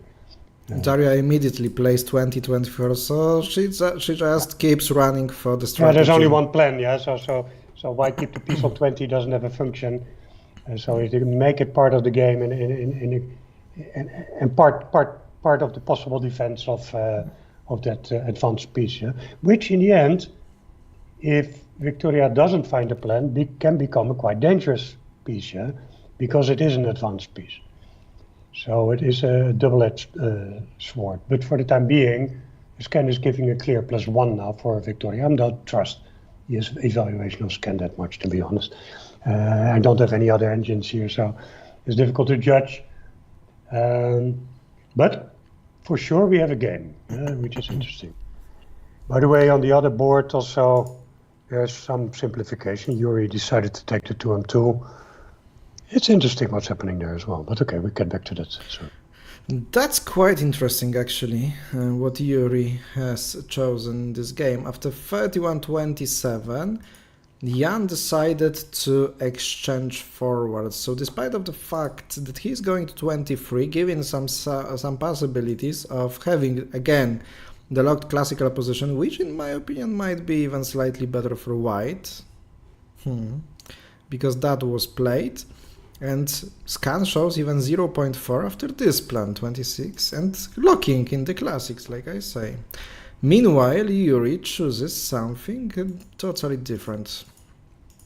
In that position, Yuri chooses to play here, this exchange 2-4-2. So the question is, what is the line for... Oh, that is interesting. If this move 45-40 would be possible and transporting this piece to 34, I would love to play with white pieces, but the only problem is that you can't play this move because of the simple 1-4-2. Sorry for that. If it would be possible, then absolutely entire wing would be stopped. The question is if Yuri wants to do it by this move, but after this move you get an attack from the other side. So you must be very aware of the threats that your opponent is making while you are realizing your plan. And this move looks logically. It means that probably you must avoid it at this moment, playing here, and I think that after this 31-27, to avoid this 35-30 that would be very problematic for black, it is necessary to play this exchange. Otherwise, you will run out the space to make moves, which is absolutely the main goal of the game, and that absolutely happened quickly. After 31-27, this expected exchange 19-24. So again we have like first plan by Yuri and Ikeyev to simplify the position. I think that Yuri is just satisfied with drawing another games and Jan just can't do anything with it. He tries to put more tension in the position, but Yuri is just playing simple plans, forcing his opponent to... Maybe that's the part of the strategy, because as we think about that, there can be something like that. Okay, Yuri knows that Jan wants to keep more sharp position, and if you want to do it, then make some inaccuracies in your position. Maybe that's the way how Yuri is trying to play it. Because if Yuri thinks that if Jan can't defeat him in calm normal games, and probably that's true, then Jan must create something, and to create something sometimes you must create also inaccuracies in your position, not the standard moves. And maybe that's the moment where Yuri wants to use some advantage and win the game against Jan, perhaps. That would be logical, by the way. Yes, I mean, of course, Jan is a fantastic strategic player as well and a positional player, but historically his real strength is in his creativity on the tactical side. Yes, that is where he can really outplay other people and come up with combinational ideas that others don't see that quickly, and that is real strength, which is difficult to do in a match like this.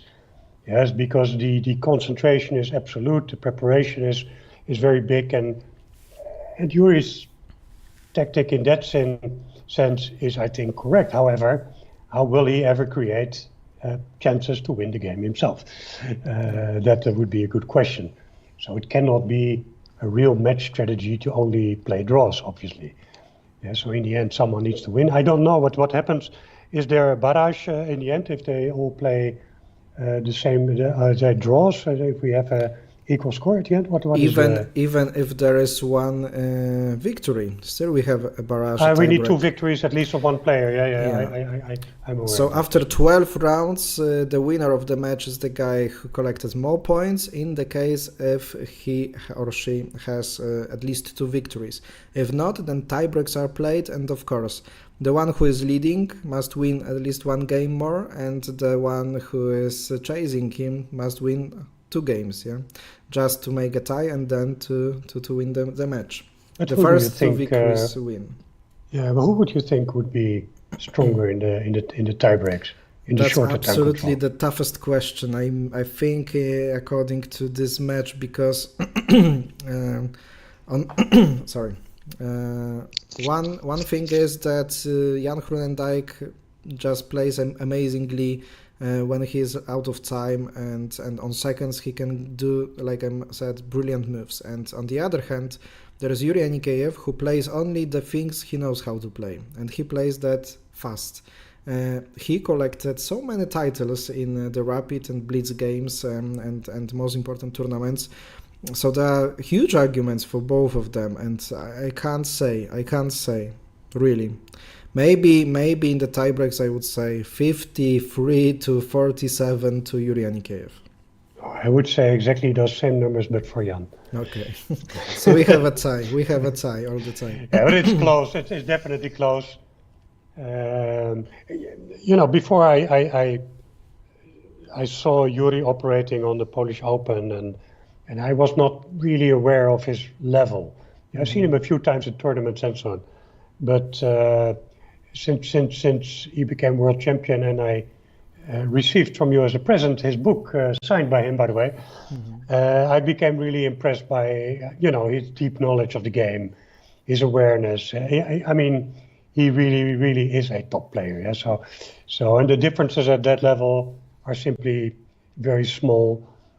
Also, the chances of one of them winning a game on tactics are very minimal, in a normal classical game. Yes, in the shorter time control, it is much bigger. So therefore, I believe that Jan has a slight edge over Yuri, because his tactical awareness I would rate as someone who is a lay person, is a little bit higher. Yeah, so that would be the reason why I would favor Jan in shorter time controls, but it's going to be very, very equal. But I do hope for better things. I do hope we have a result at someday. Today's position is actually quite interesting. I mean, it may be equal according to the computer, but it's definitely not a stable equality. It's a kind of dynamic equality, I would call it, because the division of the pieces over the board is very different, and because of some tactical things, it is equal, but it's definitely not a stable equality. So it might change very quickly.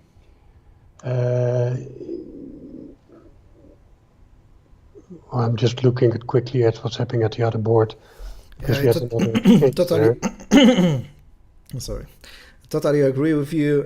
Meanwhile, we received a comment on the chat. Atu Wellesley, great channel and commentary. Glad to be here, and I'm also glad that you are here. Feel invited to other streams. We are broadcasting all the rounds at 10 a.m. every day till December 30, and just after the match I will be, I promise you, more active streamer and content creator, as I'm just wanting to do it all the time. Promises. Yeah, promises, but must be turned into real actions, and will be absolutely, because I'm totally sure we can build a great company around the checkers, around the drafts, and also create some mission, because popularizing such content, such sports, it's like affecting the people with an intelligence, because you must think, you must spend time on developing your mind on many different levels, like the memory, like the imagination, concentration, logical things, decision-making processes, and this is something absolutely worth to promote around drafts and checkers. Like you said, going to the second board. because Vicky won a piece, in the end. So it is really looking like something may be happening today. So it has happened, ladies and gentlemen, like Mark says, after this move 11-17, exactly what was suggested by Scan has happened in the position. So Daria Tkachenko, after winning a game yesterday, now is giving a piece away. It was forced after move made too quickly in the opening phase of the game, and after the exchange and then about 10 moves plan, Victoria Motrichko has won a piece, and piece of advantage on that kind of level usually means the result in the game. So we are totally lucky to have two probably resultive games in a row, and you as a co-commentator will be lucky as well to follow such a game. Exactly. I told you previously that having one piece less brings you some problems, because even though computer engine shows 0.8, which is less than one piece, and giving you some shots for being the most successful, then after the move that is suggested by computer 6 to 11, it immediately shows 2.2 advantage for white pieces, which means that after the deeper calculations probably, and this variant 35, 30, 11, 17, 32, 38, 16, 21, which are also always logical moves, creating this structure to possible exchange back, 13, 18, you don't have to even exchange immediately, maybe you can also involve 50, but it is playable. The question is, if those pieces are not just too weak, and if black pieces will be able to take under the control this 27 square and somehow not to let this 37 get into the game, then it could be some compensation here. This is the position after 42, 38, 11, 17 was played, so I think that we'll be heading to the scenarios that I've just described, and what we can expect, Daria will play fast all the time, and Victoria now must make 6 moves in 9 minutes and 45 seconds. So until the time control, Victoria Motrichko is not standing away from the board. She is sitting there, she is just following the best chances that she can get to win this game. Now she feels the pressure, but this pressure is something that she wanted to happen, because she wanted her opponent that was performing better so far in this match to make some mistake, and Victoria has it. And once you have it, you must use it, because you might have only just one chance in entire match. Yes, you are very right about that. You don't have many chances in such games against grandmasters. That's the beauty of the game. If you have it, you must use it. About the results in international drafts, I've asked my previous guests about that. I also spoke about that to the chat. It is quite difficult to win the game in international drafts, because you must have at least 4 kings against 1 king if your opponent gets to the king. But you are from Netherlands, and probably Netherlands were international 100 square drafts invented, and probably at first it was the Frisian drafts, where you can capture not only diagonally but also vertically and horizontally. And thanks to that, this is a very tactical game, which lets you to win even having 2 kings against 1 king. So my question is, have you ever tried to play this variant of drafts, Frisian drafts? I have. I think last year there was a kind of World Championship tournament, Yes. and I tried to follow it. But even trying to follow it when you see the notation is very unnatural for me. And I realized that after some time you became quite good at it, but it is very unnatural to me, and I never played it, I have to say. But it looks like an interesting variant, only it completely changes the nature of the game, I would say. But it might be a variant which may be more appealing to more people if you promote it properly.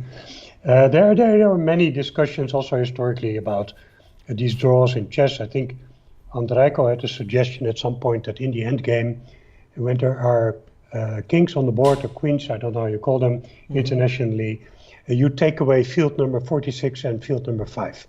And then I think even 2-1 is winning, or at least 3-1 will be winning for sure. And in such a way, it's reducing the margin for draws. Yes, and because there is a certain stage in the game, there may be only a few pieces left on the board. Then you already know, okay, both sides will have 2 kings, and then there's really not much to play for anymore. Yeah, because there's a lack of material to make anything happen. Quite a few games come into that situation, although you hardly ever see, of course, three kings against 1 really played out on the board, because only earlier, so the game is declared a draw, which may be a bit puzzling to viewers. Yeah, because there's still, easily 20 moves to be played before you can see it is a draw, but the players know it is a draw. And that's another thing that I have a bit of a problem with, because in fact, the end game of drafts is very, very interesting. Yes. Yes, if you are a top player, you know most of these end games.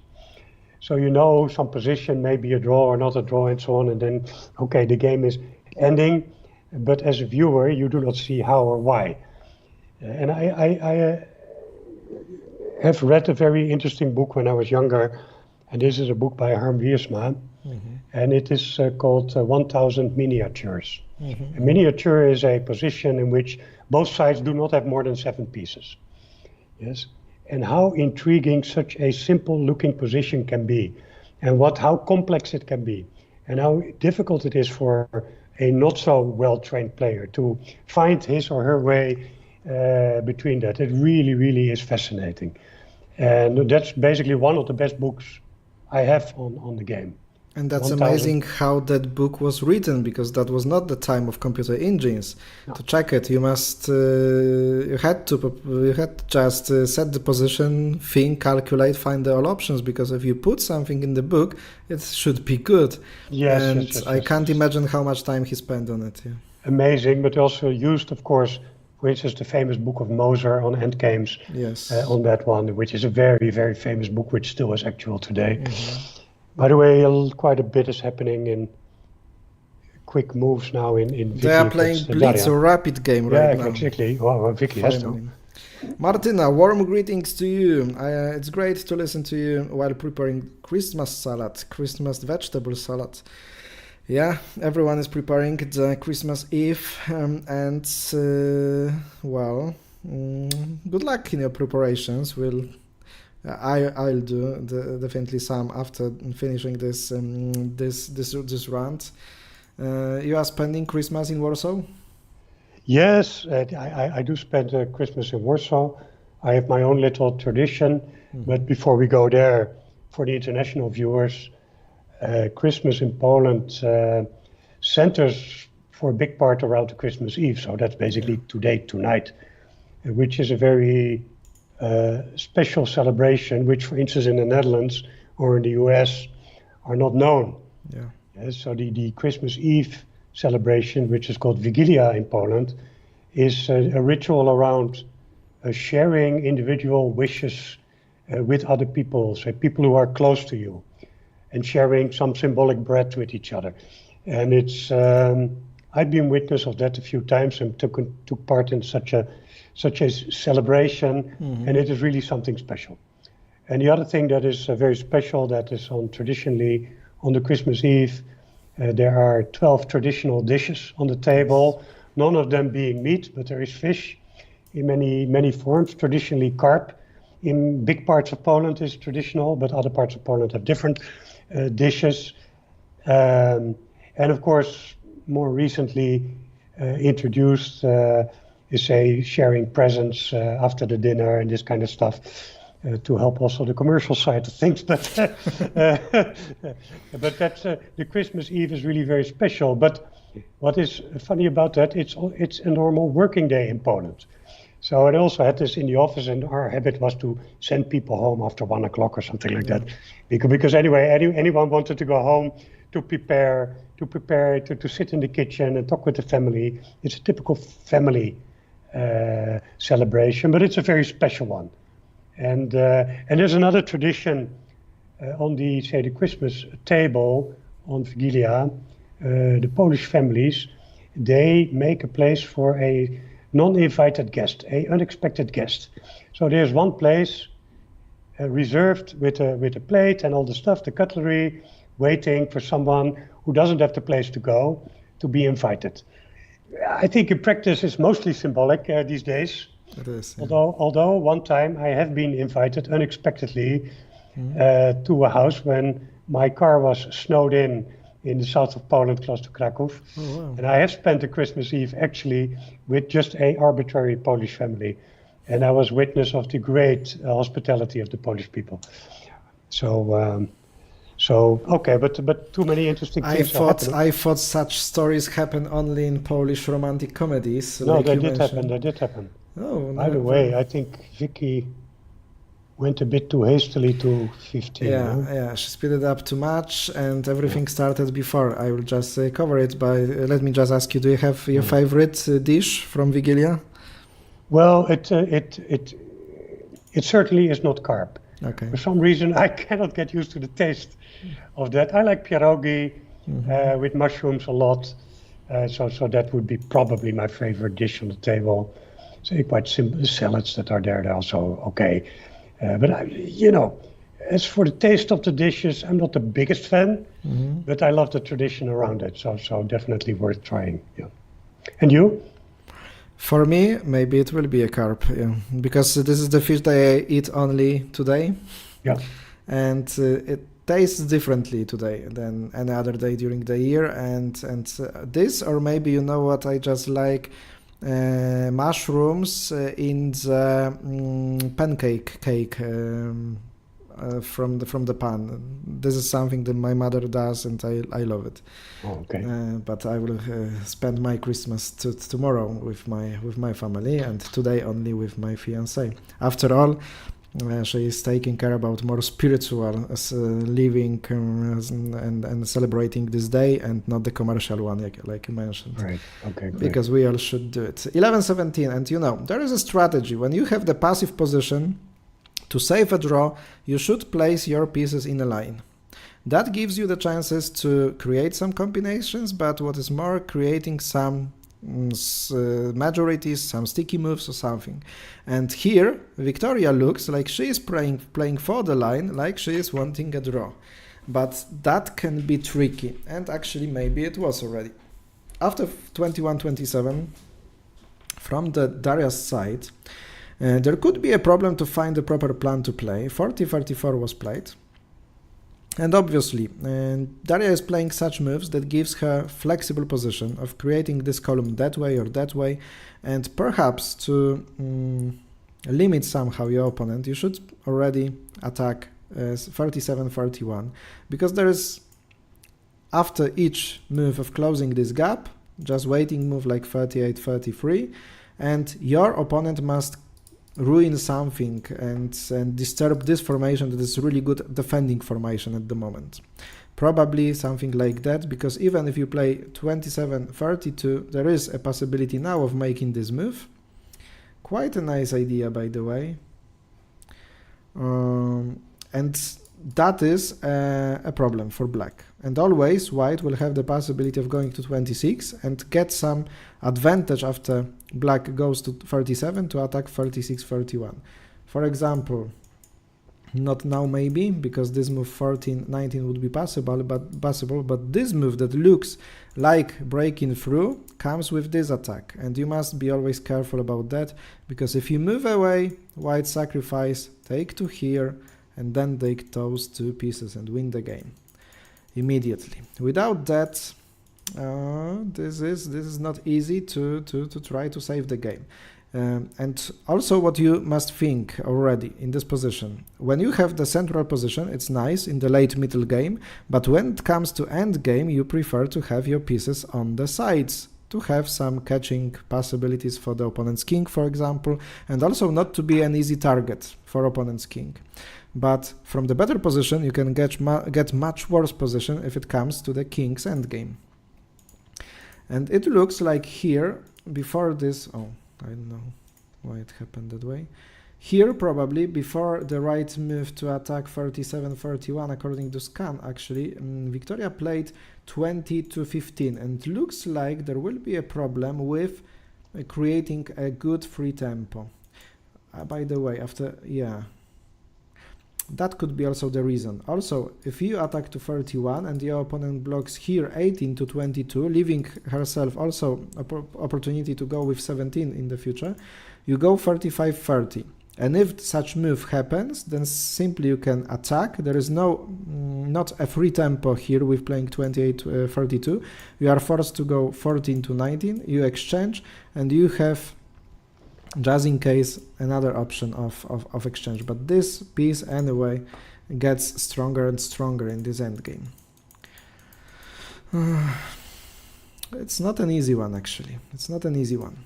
Normally, this piece is limiting your opponent much more than once it is on the side. So you don't want to make this move, just in case you actually have a very precise plan. What is more, you can use it for some combinations. I just want to show you some maybe, but I don't know how. Maybe something like that and that.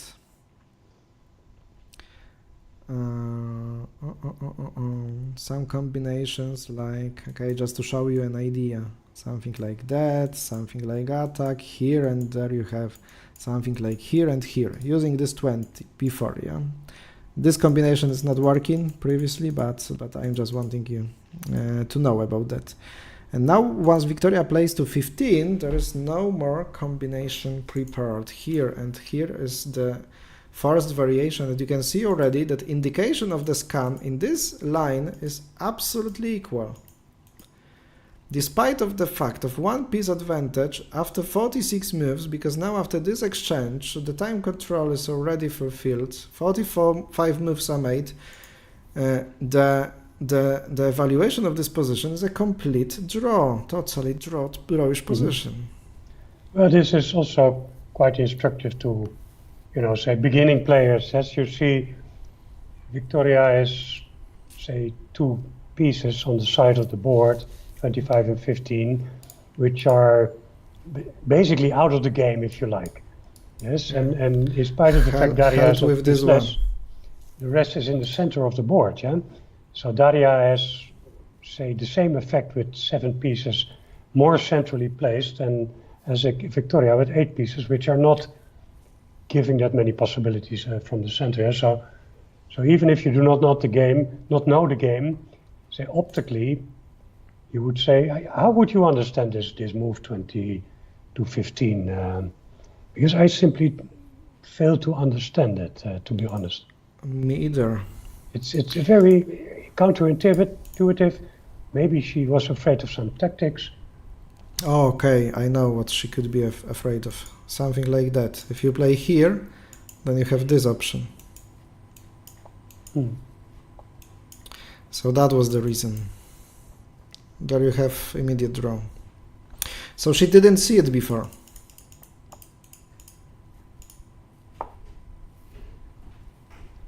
Yeah, could be. That's probably the reason why she has chosen to play it that way. Here, but yeah, without this move still, this 37-31 looks like possible. But scan shows that 17-22 is a better one, but 18-22 is a better one, definitely. To have this move, this exchange. Because what happens now? After this exchange, this 27 also holds 2 pieces. This 14 holds 2 pieces. So there's a big compensation for black pieces.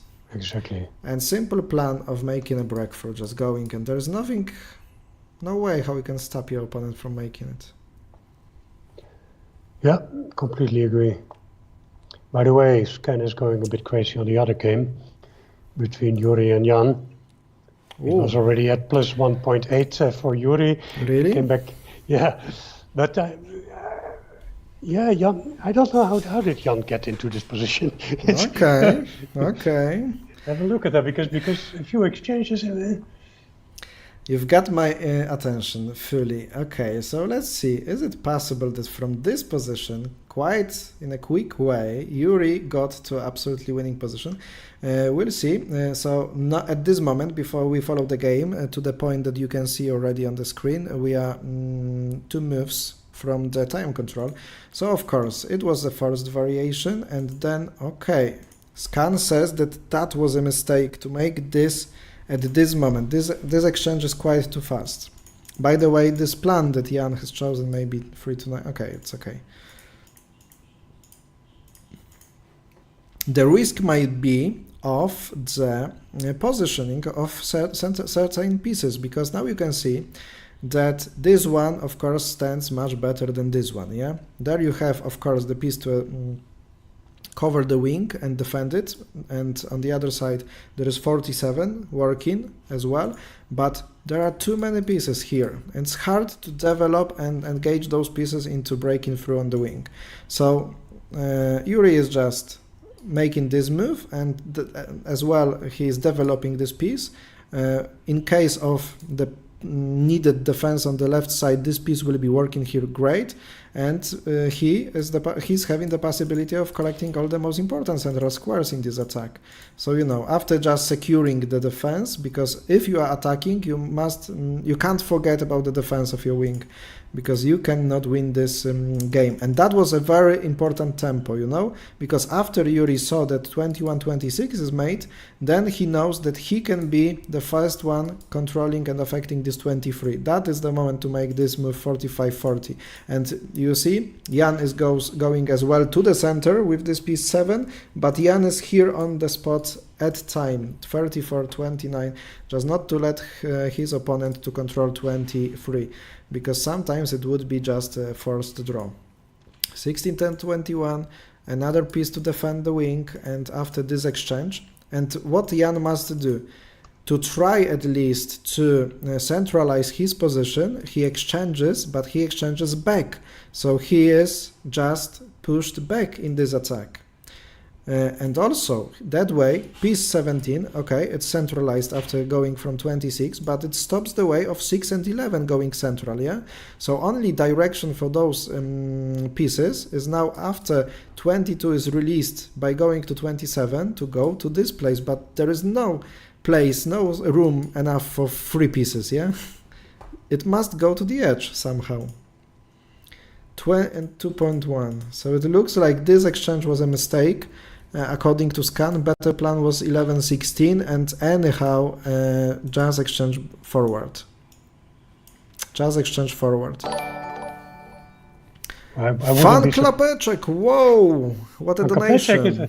Is here, well, that's good. You know Fan Klapeczek. Well, of course, very famous from the chat of your other channels. Fan Klapeczek, thank you very much for donation of $25. Whoa, what a donation. Thank you very much for that. Big cheers for you, and seeing you after a long time is a pleasure, Fan Klapeczek. Even Mark knows you. Klapeczek are from Kasia, yeah? Yeah, Fan Klapeczek Kasi. That's right. Meanwhile, we are expecting the decisive games in the game between ladies, and we probably will have one among men, ladies and gentlemen, and once again, probably not so favorite player according to many. No one expected Yuri winning the games in the classic match, at least in such early part maybe, but here Jan can become the victim, like we said, trying to win too much. After this exchange, 37-32, it looks like a solid advantage, but it's a scan. After another move, it shows 1 piece less advantage, yeah? Yes, I would say we don't check with Kingsrow. I wouldn't be surprised if Kingsrow gives 0.0, yeah? It could be. That's the moment when I will do it, absolutely. In this end game. Yes, you have to check that. And I believe the game of Vicky and Daria is going to be... Well, that could still go anyway. Yeah. That could go either way. Because they're out of tempi. And it's very easy to make a mistake there. To check the evaluation of this position in the scan engine, in the Kingsrow engine, I will use the TurboDumbBase 12, which is the new program delivered by ClassBor. I do recommend using it because it's just amazing what and how many functions that does it have. And now Scan really thinks that Yuri is winning. Okay, It Kingsrow. jumped to 3.7. It jumped because Jan played 11-16. Again, out of the center, he's really looking for tactics only here, I think, yeah. Because it can. Yuri plays the computer way. Yeah, he just makes the exchange. Yeah, it's going to be hard to defend, yeah. That is the losing move, yeah. 11-16 is a losing move, ladies and gentlemen. It's just, what's going on with Jan? No, you can see the clock. You can see the clock. Jan Groenendijk has made 45th move as the losing move, having only 3 seconds left on the clock. Yeah, but it's typical Jan also. I just told many times that he is just playing so precisely when he is short in time. Exactly. And he proved me wrong, yeah. We could see a result. That's going to be great news for the match, not for the fans of Jan, obviously, who I'm a very big fan and supporter of. But for the match, it's going to be great to have a result in the men's game. Absolutely yes. The men's Absolutely game today. yes. So we can expect much more fireworks after that. Ladies and gentlemen, Jan is losing that game because even though Yeah, he will not. it lose. was after the time control, Yuri Anikеев immediately plays 32-28. He knows that this is the winning move. He goes it's for finished. it. It's a simple plan of breaking through against those two pieces, yeah? You build something like here, you make an exchange, another one helps you go. This one is too far. This one stands 4 moves farther than this one 35, yeah? No, 2 moves. Then. Yeah, and he has 2 fantastic defensive pieces, yeah? Yeah, They lovely are pieces. don't touch them and just, you know. This just one go. can go here, meanwhile this one can go here, yeah? The central one. Absolutely, ladies and gentlemen, it's the victory of Yuri Anikеев. Nothing else can happen in such position. Now let's try to analyze how it happened, of course. And according to Scan, before this 11-16, it was a draw. Just playing this move that Scan shows. Still it's a draw. That could have happened and that should have happened for Jan Groenendijk in this position. Not playing 11-16. We are just talking about that he is pointing more and more pieces to the side, and after he tried to exchange back to centralize the position, he is making the mistake by going to the side. So that's the reason why central part of the board is so important. You can't never forget it. After 9-14, according to Scan, to King's Row, there is 0.4 advantage, but it's not enough to win the game. It's not enough to win the game, because even if you exchange then, like a similar plan to what happened in the game, you just are on time with going to 22. Yeah? You go 11-17, and for example, after 29-23, you just go 17-22, and there is a draw in this endgame. It's hard to see and check all the variations here, but basically it is a draw, because on tempo you will get the possibility to break through, and for example you will have the endgame 3 kings against 1, and you'll save a draw. After a few days of Yuri Anikеев saving the game, we'll have the game that will be won by Yuri Anikеев, and Jan is covering his face on the camera, trying to focus and find something, but I think that he is already aware that he is losing that game. He may even give up without playing any further. Well, maybe he will not do that, play a few more moves, but I think he realizes very quickly that there's nothing to save here. Absolutely yes. Jan Groenendijk, ladies and gentlemen, slowly going to lose this game to Yuri Anikеев. So the current world champion, for the first time in this match, is heading for 2 points. And in this position that is currently appearing on the board, there's nothing can stop him. Absolutely. Over 50 people on the stream. Don't forget to leave a thumb up. Don't forget that my guest is Mark van der Ploeg. Great guest. If you are willing to ask some questions on the chat, feel free. Meanwhile, Marta Bańkowska, Jurek had a perfect plan. Don't listen to the haters who say you play passively and wait for the right moment. Exactly, Yeah, that was something that I also mentioned during today's stream, that it might be a plan that Jan Groenendijk will be trying to win so badly, so much, that he will make some mistake in some simple position, and that happens. At first glance, this is the mistake that never happens to a GMI, and Jan did not have last seconds for the last move that he made as a mistake. Yeah, there were 3 minutes for him. 4 minutes. He did have 4 minutes to make this move 9-14, and to calculate this, that after 11-16 you must reject this move because there is this exchange 30-28. Come on, it's simple. Chess Africa, I play chess, and I play checkers. Damian, I remember us to discuss match plan that Yuri will play passive and look for mistake to attack, and that happens.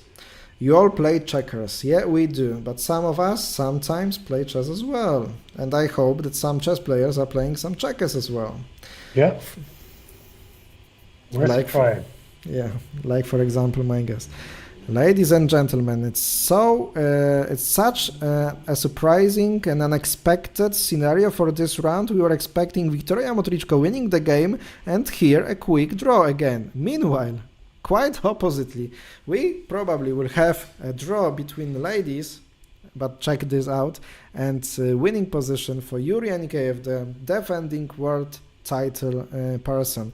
And honestly, I'm starting to like this scenario because, you know, I love the person of Yuri Anikeyev as the hero of Ukraine, living next to the war all the time, preparing for the world match title, and preparing just before that for the world championship last year. Just Africa, just subscribe. Thank you very much.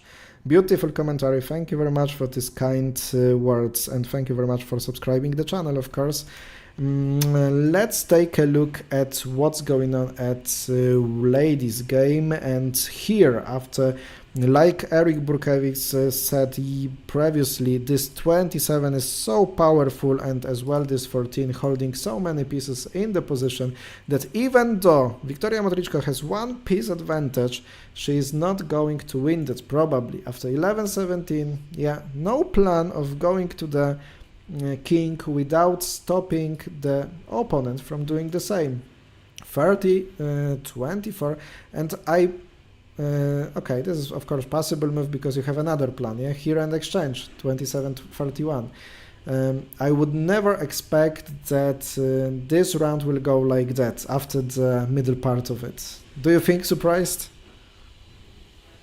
Yes, I'm very surprised after the positions before. But yeah, it doesn't take much to change the face of a game. I have to say that the earlier move by Vicky to say 2015, I couldn't see the sense of it, and also say the one, say, let's call it now, losing move by Jan is also for me hard to understand. I mean, there must be some way of thinking at that moment in some direction, but even objectively looking at that, it's quite interesting. But you see what can happen with one inaccurate move immediately. I think Jan is just trying to come to terms with the fact that he is going to lose this game. This is clear. By the way, there's interesting variation that Scan is showing with Victoria. If she would play 34-29, then it shows that Daria could give a king by playing 4-10 and then taking it back again. But in the meantime, attacking the piece on 38, and then you have a very nice small combination to get to the draw position, which is quite elegant, I would say. But also for a beginning player, it's not intuitive just to give this king, yes? So even in this kind of position, it's you know, you need to think, you need to be tactically aware. You need to be very precise. Of course, any mistake by Daria will get Victoria as a piece more, yes? So she will win the game. But if Daria plays this well, then it's just a dead draw. Very, very good. Sometimes it might be really tricky. For example, if white pieces play here, you might think somehow, okay, I will give my opponent the king, play here, I will take, my opponent takes, I take, and here, okay, there is not a draw, but if there was a draw, the surprise would be to take here with this king. You must be careful about that. But really nice line that you found here after the move 44-29, and this move looks logically, of course, because after this attack you still have some majority here with some possibilities of winning this game, yeah, because 4 against 3 end game, sometimes it can create enough chances to win it, yeah, because your opponent can make a mistake. But without this move, probably something like, even though 34-29 sometimes is suggested by Scan as a draw. This move 24-20 can happen, but after going to 19, You just must exchange this piece after something like that. This combination is forced again, and after going to 30, you just make an attack, forcing your opponent to go. And what is interesting here, there is even black's advantage in this position. So you must be really careful, because if your opponent forces yourself to break through to the king, then you can get even worse position, having one piece more, and you don't have the enough compensation in this piece advantage. Yeah, you don't have any moves anymore. So it's Victoria that must be careful not to lose this game even. Yeah. That would be something crazy. But this is, I mean, this is a perfect example, yeah? So she has a piece more, but she could still lose this game if she's not careful. Absolutely. I think if we're looking for a bigger appeal of this game, this position has all of it in it. Yes, Yeah, yes, beautiful giving the rounds. kings, exchanges, small combinations, and so on. So everything is in there in a very small position, which you know, you can play with this position if you are a beginning player for hours, and get different outcomes every single time you try to play it differently. Yes. So I would really recommend that also, to put it on the board and try to play with a friend. Just, okay, what would you do here? Yes. Yeah, that's a And great. see what happens.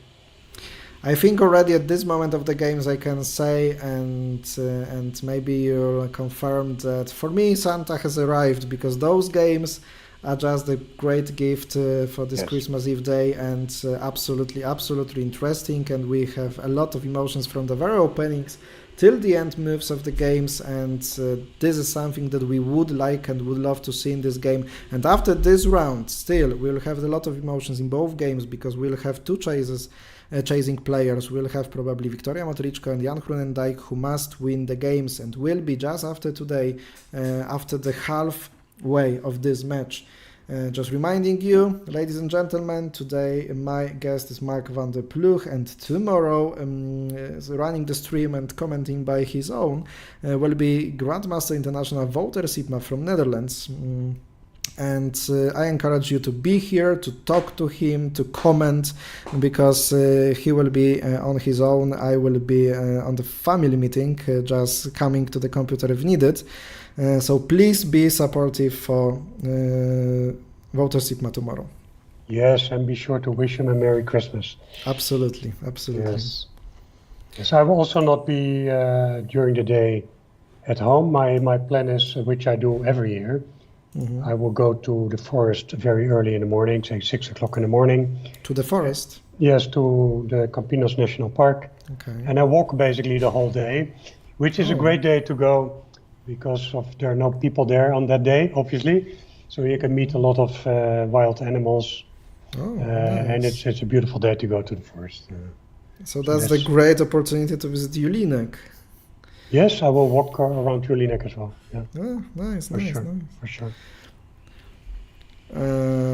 16 minutes. 16 minutes 30 seconds. You can see on Jan's clock, and he will not find anything here. He is already thinking for 15 minutes, covering his eyes, fully concentrating on the board. No, But he's it is- thinking about simply shaking the hand of Yuri, but he's coming to terms with it. I would not be surprised if he would not play Yeah, another. yes, that's right. That's the Okay, thing. he knows this, Yuri knows it already, but he's simply thinking, how did it get to this? And mentally getting ready to face the music, if you like, yeah? It's very tough, this kind of situation. Absolutely, because sometimes you have the lost position, but you have some slight chances of your opponent making some mistake. But here in this 5 against 5 end game, there is nothing can happen. There is just, if you force yourself to play into it till the very end of the game, you lose some strengths as well. You maybe are going deeper and deeper into this result, so your mental health will not be perhaps on some right level up to the next round. Somehow perhaps players will spend the Christmas, and this time will also be problematic for the players. For Jan, after losing the game on such a moment of the year of the match, and after half away and trying to be more attacking one, losing a game to a guy who is undefeatable maybe from his point of view, Yeah. that might mean for him losing the match. Yes, so the key for Jan is really the way he reacts to this loss. Yeah. Yes, so the key of the match for him is really how will he deal tonight with this loss and so on. By the way, I mean the fact that the players are playing every day, also on Christmas, was quite surprising to me actually. Yeah, for me as Because well. normally you would give a break on Christmas. Come on.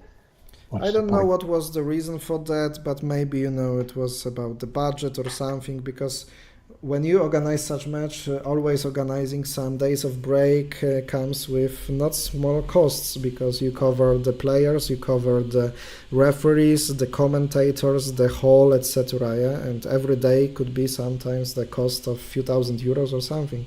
Yeah. I faced that during organizing the Natalia's match, yeah, against Tamara. I don't know if you that time watched it. Yes, I was aware of that match. I didn't watch every day, but Okay. I followed it. Yeah. So, for example, if I paid, that was for me the chance because it was the pandemic time. Yeah, normally for that place I would play.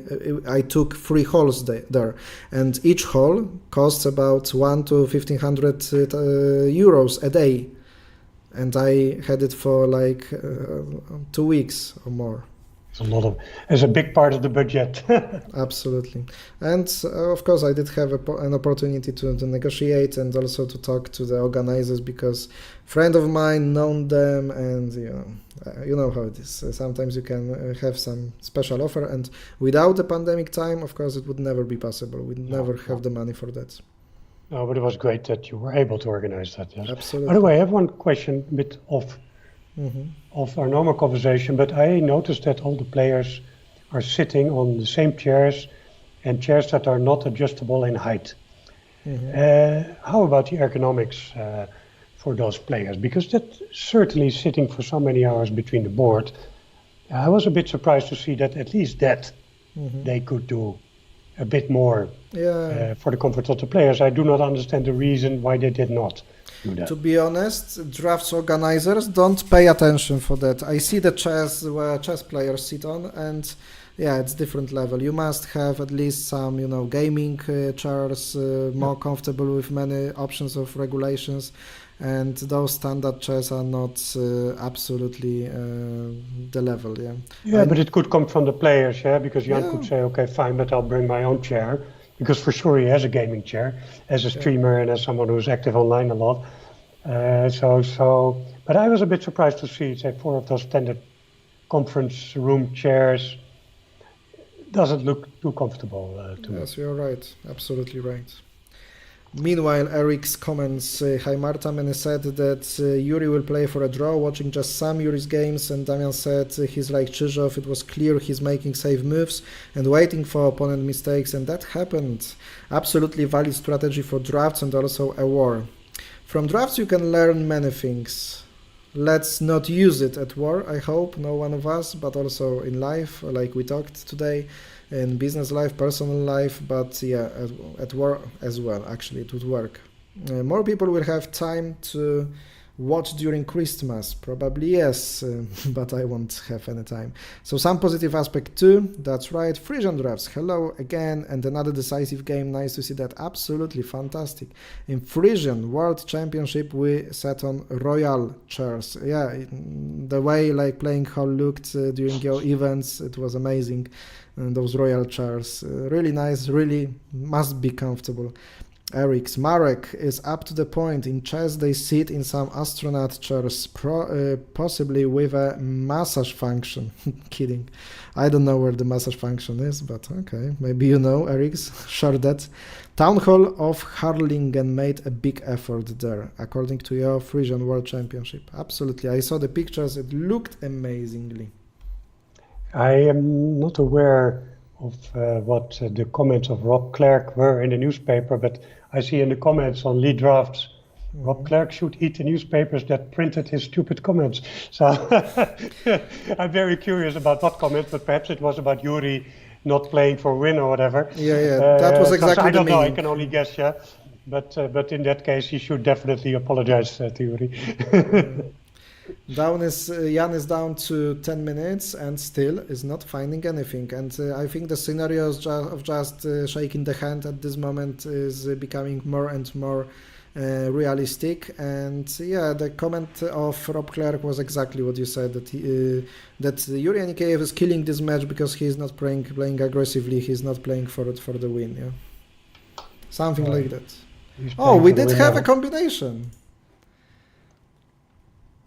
We did have a combination, ladies and gentlemen, in the ladies' game, 34-29. So here, Mark was a prophet of the upcoming moves, and he predicted this line. So in the beginning, there was Victoria Motrichko having one piece of advantage, and here, how that game ends.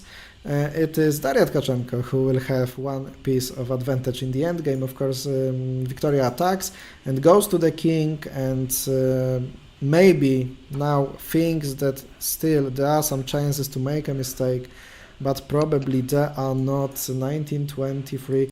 Actually, every move would lead to the draw, but maybe more accurate move was 12-18, not to let to go for the second king, but yeah, everything is just a draw, I think. Oh, 24 she went, okay, that's okay. No, Simple scenario, going forward, you don't have possibility of attacking from behind and creating even some tactical threat, yeah? Because going here is not creating any threat, let's be honest, yeah? You go forward, and what to do with white king? Everything you can do is just try to collect a piece, one piece, and you have 3 against 3. It's obvious a draw. Obviously, it will end in a draw soon. This is also, just if I may comment, say for not say experienced draw players at position. So, okay, so there's still pieces on the board, and the game is over. Yeah, why? And that is maybe also something that is worth thinking about. Yeah, when we talk about the appeal of the game and how you can see that really the war has been won or lost, or there's a draw. Maybe war is not a good word on Christmas Eve, but so that is not an issue that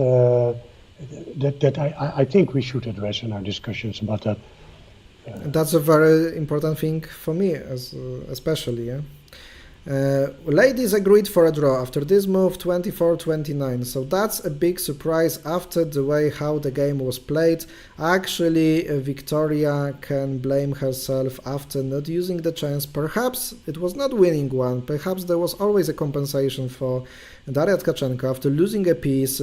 Probably. But no, I know that Victoria definitely will take a computer, will try to find if there were possibilities of winning this game, having one piece of advantage. Of course, it was absolutely understandable that she went for it, she took this exchange, she tried to take a piece, because that was a very logical decision. Perhaps Daria will change the strategy after this round, because okay, she saved a draw, but the way how fast she played the move that at first glance was not looking right, after just playing this variant by Victoria, we knew already she didn't see it. Perhaps she will change the strategy with playing so fast, or maybe she agrees that it works, I can always find a draw and I will just keep on playing that way. How do you think? She will change the strategy on time or not? No, I don't think the strategy on time will change perceivably. Look, they both had chances. Yesterday, Daria, today, Victoria had chances. I think she feels, okay, she will feel bad about missing, the winning chances, but possibly winning chances, but she will feel good about creating a position in which she was clearly better. So she can build on that. I think her time strategy was quite good today. Yeah, to keep up with Daria in the beginning, built a solid position, and Daria got a little bit nervous, I think, and she made a mistake. That's, if Victoria wouldn't have made a mistake herself, I think she might have won the game. I think Jan is using all this time, by the way. He's back to 5 minutes. Maybe he wants to lose on time. No, he will not do that. He will not do that. No, that would be disrespectful. He's a classy person. No. He will, of course, admit defeat before that. I would imagine. Yes, absolutely. Ladies and gentlemen, let's all imagine that we are at the airport, and this is last call as the game ends soon. This is last call to leave a thumb up, to click the like under the video. Please do it. Please remember that it is very important to popularize drafts content and that way find new people attracted in drafts. So ladies and gentlemen, we click the likes, we share videos, we click it on Facebook, we show it to our friends, to family, we share our passion. That way we can all help developing such content and such events like the World Championship, because let's be honest, many of our friends don't even know that such things like a World Championship in drafts in checkers are happening. So this is our job that we all must do. Brooks says, interesting final, indeed it is. Eric's well message function like in top cars and so on, massaging your back and even your butt, okay? I'm not in that. Rob Clark should play Jan for 14 days, for 14 games and then reconsider. Probably right. Now at his age it would be really tough. I think players are getting tired and there will be more interesting games ahead. That's an interesting point of view, absolutely. Do you think exhaustment already after 6 rounds of intense playing every day comes to the players? Yes, honestly, I was surprised that there are no rest days, say after 4 games or something, because I do believe, okay, on the one hand you get in a kind of rhythm. Yes, so you play a game, you analyze it, and you prepare for the next day and this kind of stuff. But in the morning they start at 10 o'clock, which is early hours, so you will probably not do any real preparation before that. Yeah. So yeah, it can be very tiring, especially I think mentally now for Jan, where he's still making the move 6-11. Yeah, he played 6-11. The plan is very simple. You go forward, leaving this very important 29 here at the moment, yeah? Because you want just to go forward, and then involve 29. Yeah. For example, 11-17, you try to go that way, so you can go 29 to 23 to stop this from going, and then you can threat to use this piece, because if you go here and you make this option of breaking through, you force your opponent to make this exchange, but after this exchange you simply go with this piece, because if your opponent tries to go, you go, and he goes to 33 without even exchange, because if you make such exchanges in the end game, you must be very careful with it, because you must have 4 kings to win against 1 king, and if you exchange the 4th piece and you leave only 3 on the board, then there is possibility that when your opponent breaks to the king, you will not win it, you will play a draw. So just be very careful with such exchanges. Yeah? But here, even if you go, that is a winning position, because after that you create a threat. So this is the way how to win the games when you are on the king faster than your opponent. Use opponent's king, create a threat. If he goes further, just you sacrifice 1, take 2. And you force that way your opponent to give you piece away. And then go to the king, and that way you are just winning by making a second king. And this is absolutely winning position, especially when you control the main diagonal. Sometimes we could reach to the scoop position with controlling this 36, but still it would be winnable. Yep. That could be one of the simple plans here. I do not wish players to make mistakes, but when they don't, then everyone complains it is just a draw. It's really difficult to understand and appreciate the level of the game that ended in a draw. That's an observation, probably we all share that.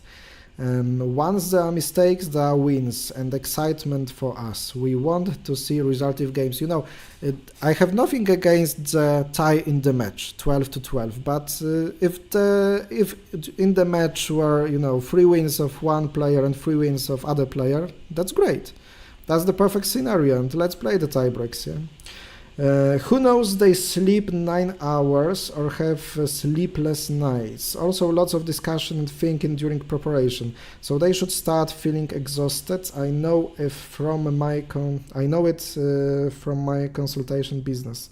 When I consult a team on sales and negotiating, I did at the end of the year. Although I know things by heart, but different, missing the point somewhere here. But I probably know what you want to say, Eric. Yeah, well, it's obvious, yeah, when you have a very busy mind in the evening and late in the evening, then it's probably hard to get to sleep, especially if you have the emotions, for instance, that Jan has today, or even Yuri for that matter, yeah, because he may feel elated. He won a game. Well, he has to win another one to be able to win the match outright. But at least he has a very big advantage. So that may also give him extra adrenaline, which makes it difficult to sleep. Yeah. So Erik, you make a good point. So again, I think there must be a good reason why they don't have the rest days, but otherwise I would suggest it would be a good idea to give them some rest days. Yeah. So I would say at least 3 of them. If you have 12 games, 4 games and a rest day would be absolutely normal to relax a bit and calm down all the adrenaline, have some time to prepare again. But okay, that wasn't on the cards apparently, or not in the budget. Yuri has chosen to play at first to 23, which is okay. The point is to make it in that direction with this move, not going to 24 and letting your opponent go here. This is a good move and still absolutely it is a winning position. Even Jan tries to exchange it, for example, like here. Still simple plan, going here and you are going for a breakthrough and not forcing your opponent to another exchange back after all. And the question is how fast will this endgame go, but it seems like both players have calculated everything already. I'm dead from consulting, sorry for mistakes, not a problem, Erik, not a problem at all. We are very happy, Erik, that you're active on the chat. Yeah. And keeping the conversation alive, so thanks for that. Our viewers, please be so active as Erik's.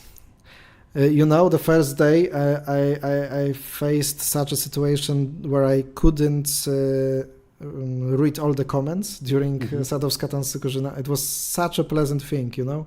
So many comments, I couldn't follow it all. And sometimes I just could, you know, 10th part of it or something. During the last day, I had like 4,000 comments totally, something like that, during one broadcast of the day. All right, but let's say to the people in the chat, tell your friends, this is a good place to be. Most of you have holidays, or a lot of people have. It's really nice, even if you're not, you know, listening and watching all the time. You may have it on in the background, like I sometimes do when these tournaments are happening. It's a nice, slow entertainment. It's relaxed. So invite your friends, please, because it's really a good place to be. And you can learn something. Damian is a great commentator. He knows the game. He has the biggest heart in the whole world for the game. And I know how much of his own life he has invested. And he is dressed the most beautiful of us. So this is also obviously... Heart and hat. Thank you very much for those kind words. Yeah, invite friends, like Max says. Let's make this community bigger and bigger, and I will try to keep my promises that I will stream more and more. We were talking about the mental health after the round and the sleeping possibilities. Just I reminded myself the interview of one of the football kicker from Poland named Robert Lewandowski. He mentioned once that, after such day, you play against Real Madrid as a Borussia Dortmund's player, you score 4 goals in the Champions League semi-final, and then you must come to home and go asleep. It's unimaginable, yeah, after such thing, because you have duties. Hardly possible, I guess. How to imagine that happens? But you must, of course, sleep well. You must turn off the emotions and somehow function normally, because you have other duties, other matches. Everything just rolls on, and you can't stay emotionally in the past moment. Yeah. Yes, I guess these people have also their rituals. Yes, their personal rituals that help them calm down, help them prepare for the night, help them prepare for the next days. Mm-hmm. So it may be for us unimaginable, but they have been in this position many, many times before, yeah? And so they have developed ways of coping with that for sure, and they have taken this as part of their preparation. Yeah, so the mental preparation is a very big part. So this is part of it, not only to be physically fit, but also mentally fit. And also what happens if you lose a game? How do you react to that? And so they're prepared for that. Jan has prepared for this moment. Although he was never planning to be in this situation, I'm sure he has prepared for that moment. Absolutely, yes.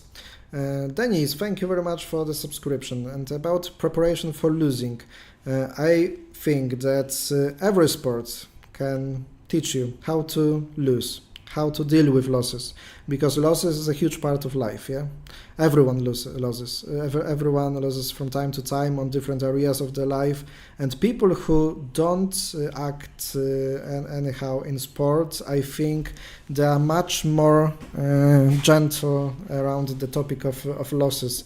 And there is another metaphor from drafts to the business life, for example, because running a business also comes with many losses, right?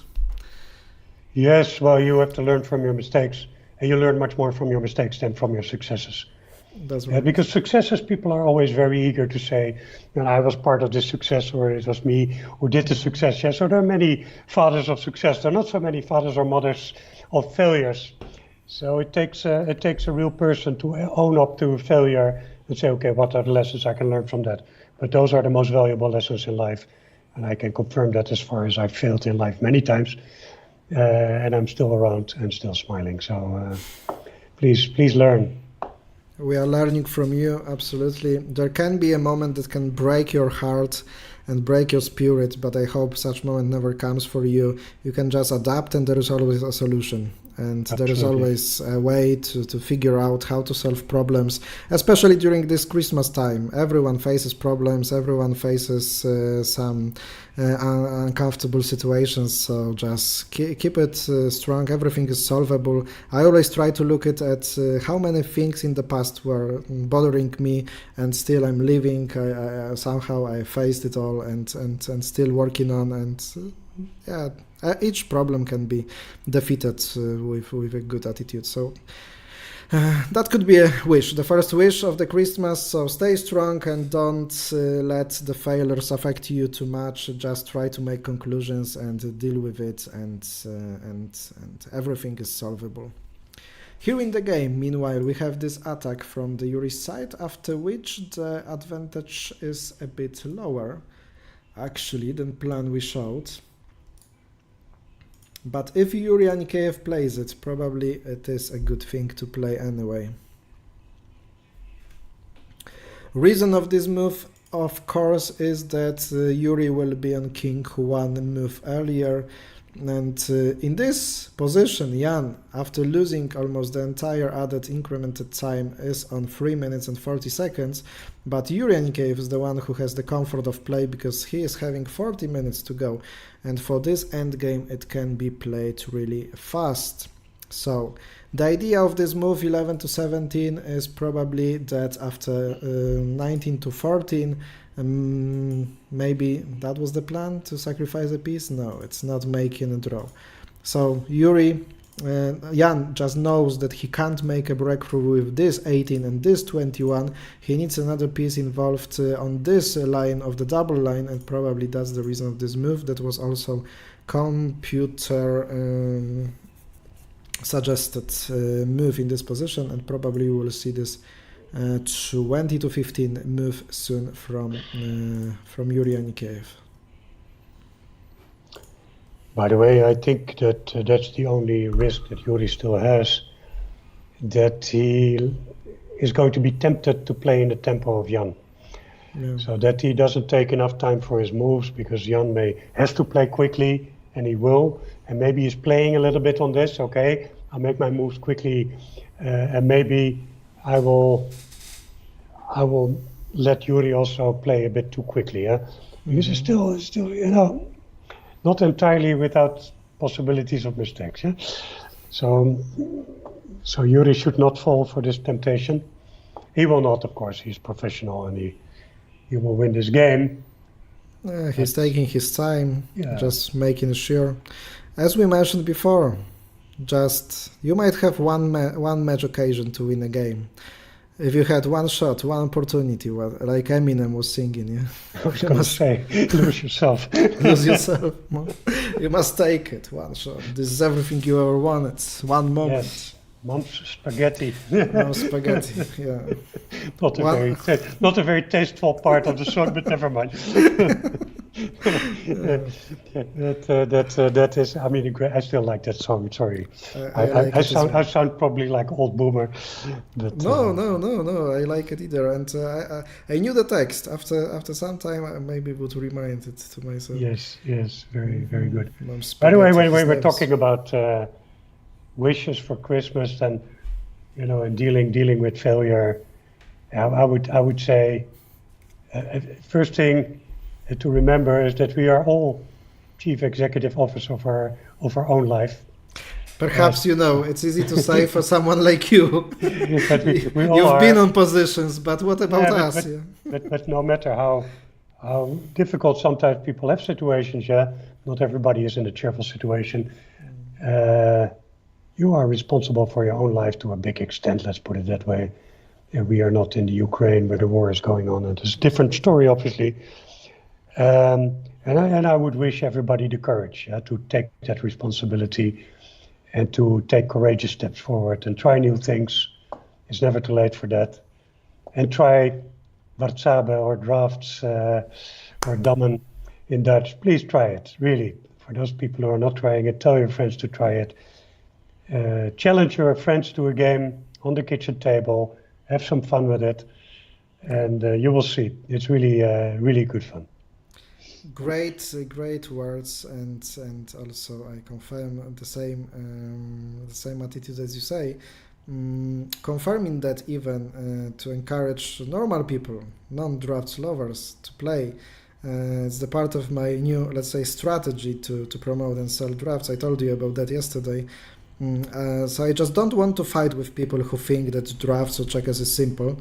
I just want to confirm that, and I say, okay, it is simple, and you have, for example, my course that lasts only 1 hour, and I will give you shots how to win the games. 9 out of 10 games, simple things, just go for it. But in the video, then I have more time to connect to people, to convince them that it is not so simple.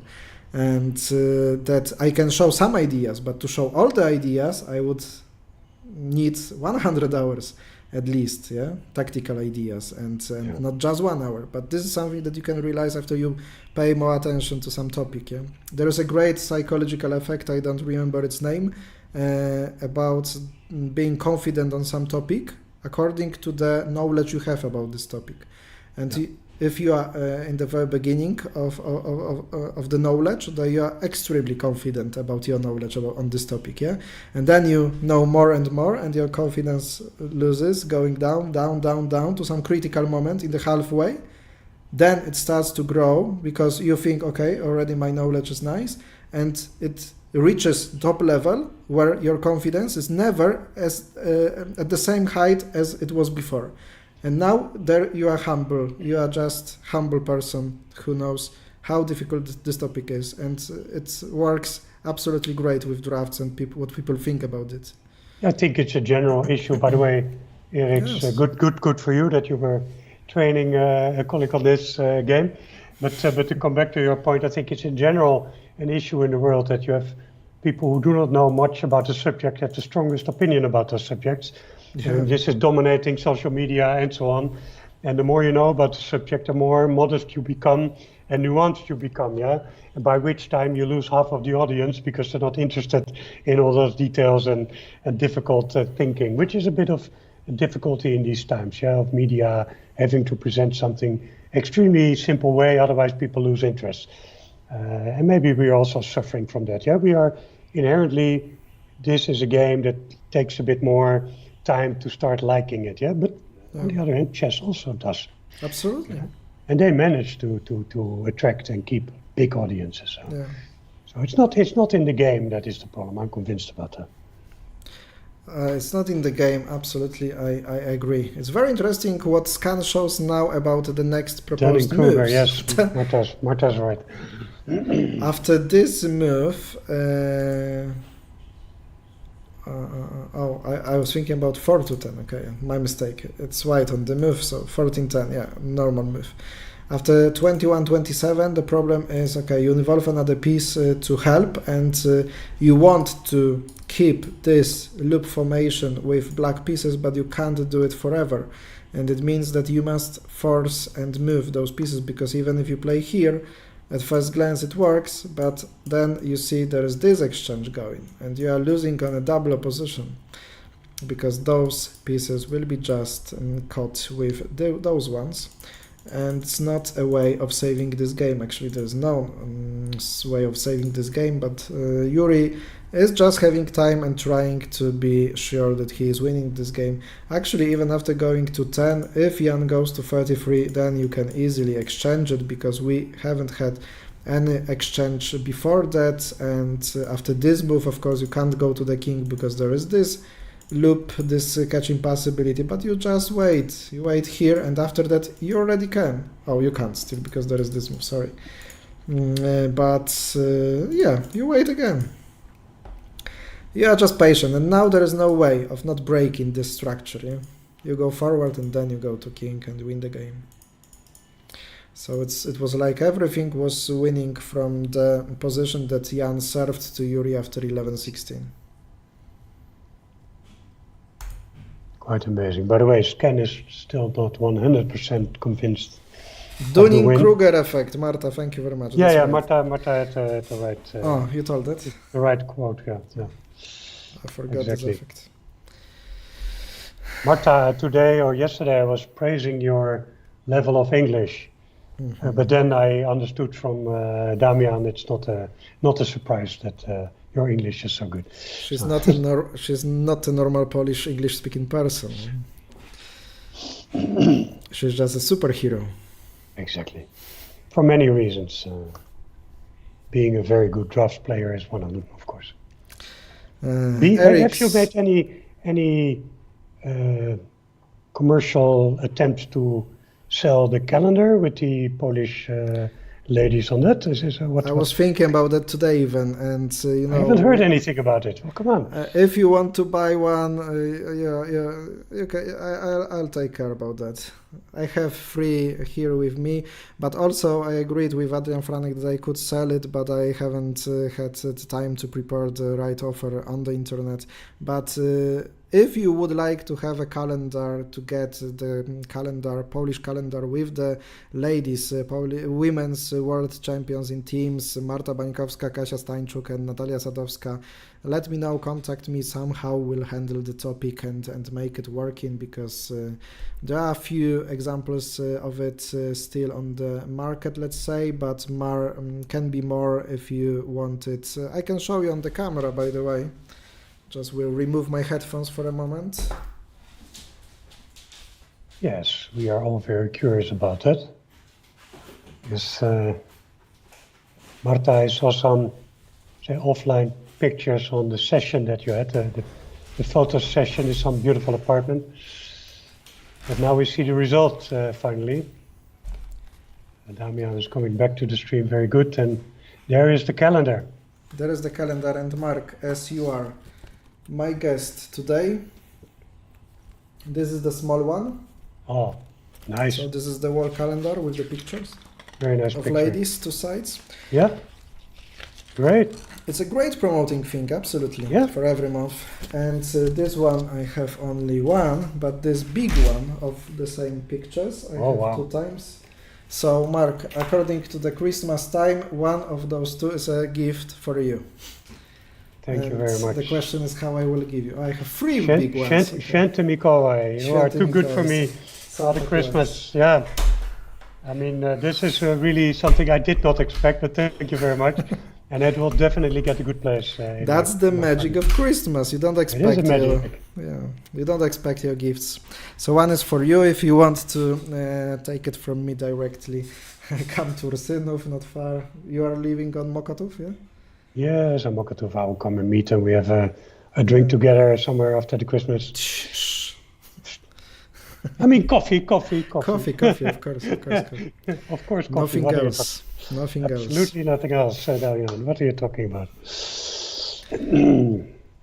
Eric was just training relative this morning in 64. Great effort, great work, and this is something we all must do during Christmas time when we have an opportunity to meet our family.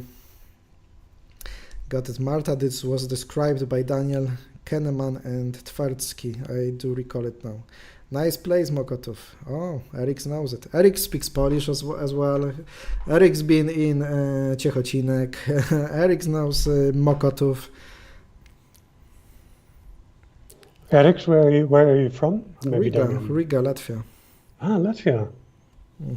Oh, greetings to all people in Latvia. Yeah? Quite an interesting person, this Eric is. Well, he has a lot of subjects he is willing to talk about. So Yes, absolutely. very much appreciated.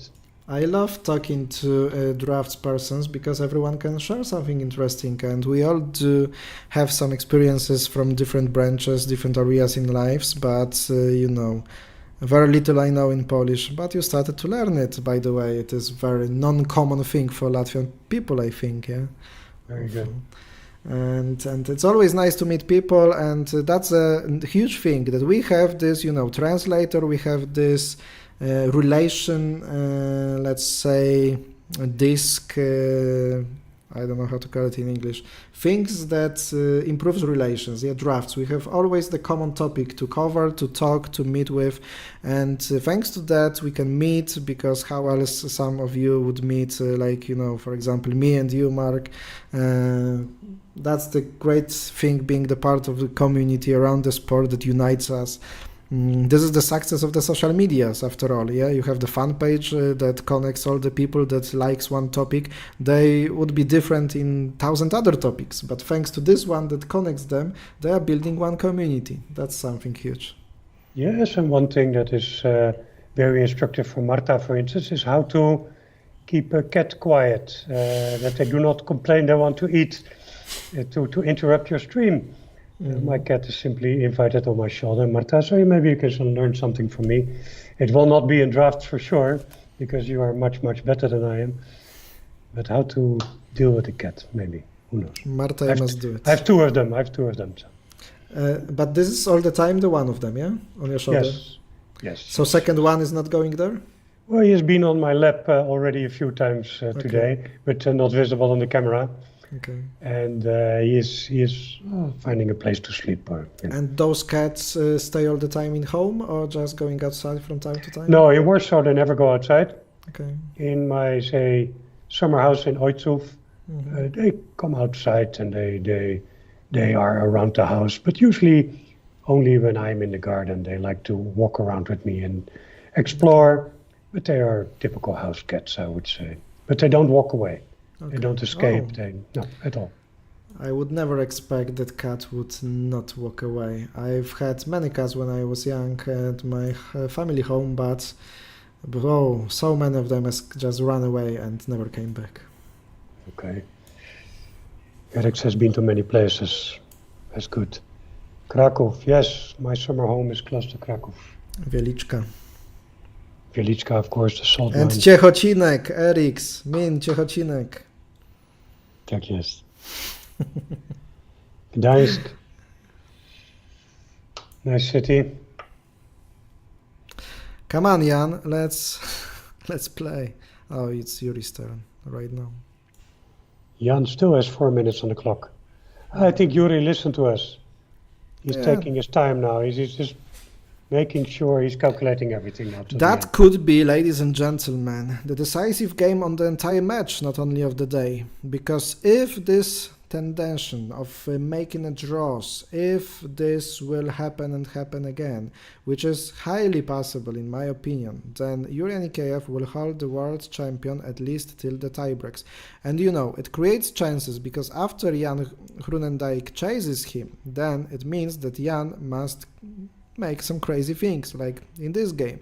And that could give an opportunity for Yuri Anikeyev to win the second and final decisive game of the match. Exactly. Yes, Marta, it is of course a mystery, but I hold the key to that secret. So if you want to consult with me, I'm very cheap, so Yeah. It only takes a cup of coffee and I will explain you everything. It's very simple. By the way, question of Marta, I like to, speak it out loud because sometimes the chat is not followed if someone just plays it from the Okay, replay. of course. Yeah? How to keep your cat from begging for food is a mystery, only known by very few. Animals must beg for food. They can't hunt it as they are staying in home. Mine are simply confident that at some point during the day they will get some food and they don't have to beg for it. Okay, so that points Marta.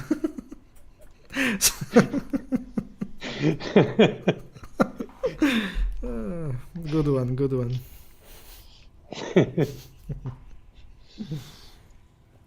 Maybe Marta forgets on some occasions, I don't know. I'm only making a proposition here, I don't know, Marta is. Probably you're a very good cat owner. For sure, she is. Even in Julinek, she stayed with cat once during Really? the tournament. Yeah, because as I remember, I was driving with Marta that day, and she didn't have anyone to leave the cat. Yeah. So she took it to the drafts tournament. I understand. What do you think will be the What? strategy Oh, okay, of sorry. Jan after this game? Well, he will have to change his approach slightly. But how? Well, I think, of course, Yuri has many ways to prevent this, but try to get into more close positions, more complex positions in which many more tactical possibilities are there that are a bit more risky, probably. Say, go for the Rosenberg, go for, go to 24, 27 if you're black and try to, close the position from there, create many opportunities to get a decisive game. Yeah, so basically no alternative if you're already at the half of the match. And of course, if you want to play for a draw, the game becomes a little bit easier for the opponent. Yeah, so that's But you also. never can play only for a draw. You must No, you cannot, make because moves. then you're going to lose at some point. So you have to keep an eye on that. But I think Jan will try to force something at some point. Maybe not exactly tomorrow, because he may want to stabilize, perhaps, and say, okay, let's first get to a solid draw, and then go for all-out attack. Okay. Again, we do see something unexpected. Yes. Unexpected. Scan is confused. Why? Is this quite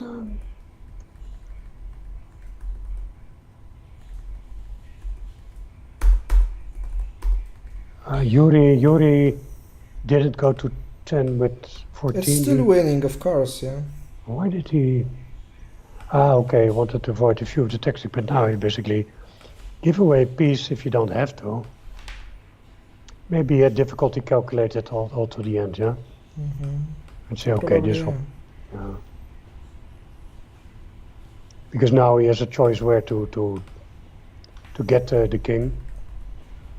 It's interesting, yes. We should basically not really look at the evaluation too much, Yes, absolutely. because that's confusing, and by the way, the players don't have that. I'm just checking the King's Row, just to confirm. Well, actually, according to the King's Row, the position is 9.99, and the best move to play in the position was 15 to 10, which is what Yuri Nikeyev has played. So he calculated to the end, basically. So he calculates till the end, At least he calculated further than the scan, yeah. which is not a surprise in the end game, but. You see on the broadcast the zoom of the bar, so for you it shows the fully loaded bar as the advantage for white pieces. I just wanted it to look, more affecting some slight changes, but as the matter of fact, scan shows +3 pieces advantage for white, but King's Row, the best engine there for endgames, shows 9.99. So there's absolutely no way of saving this game for white. The best move in the position is here, and it will be faced with this attack to 4. It's already a database game. That's right. A position, of course, yeah, with its own little pieces. I don't know how many pieces are in the database, 5 on 5 or 6 or 6. Even up to 8, I think. Up to 8 already, yeah, with King's Row. Okay, so so if the database is switched on, King's Row will simply know. Yeah, it doesn't mean that for a human player it's easy to find. Absolutely not. Nice that the computer finds it, but a human still has to calculate it.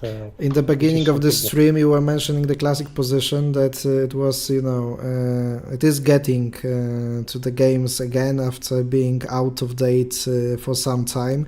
But to be honest, it looks like a simple position to play, but it's very complicated. And according to preparation in classic position, it is worth again to mention Alexei Chizhov. It was told that he knew absolutely perfectly 100 most important classic positions. When you give him the position, he knows all the variants, all the positions, 100 important classic positions, and he knows how to play it.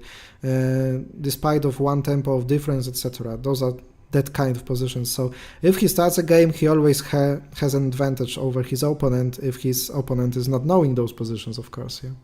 That's the way how the best players in the world can prepare, but you must devote your life to that topic. Yes.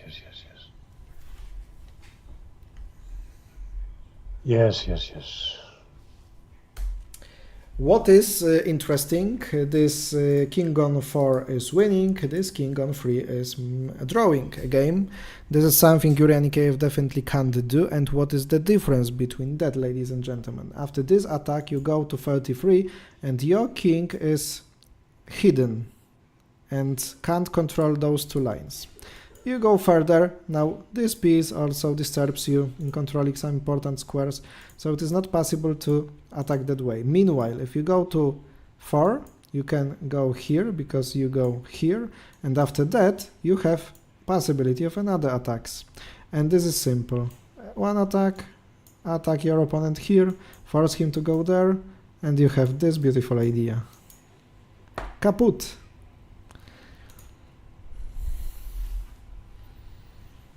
That is just finishing the game. Yeah. And it might be played in the game. This, try to go here, attack, take back, and finish the game that way. Of course, this one is caught in a position. And this king affects on 3 black pieces.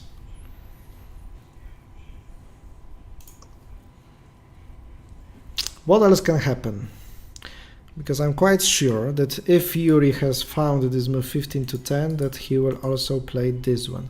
If Jan tries somehow to lock it, you can move your king to more flexible spots, like 13, trying to have some possibilities of attacking from behind. After 15, 12, 20, you can always catch this piece, but it's not even necessary because you can wait that way.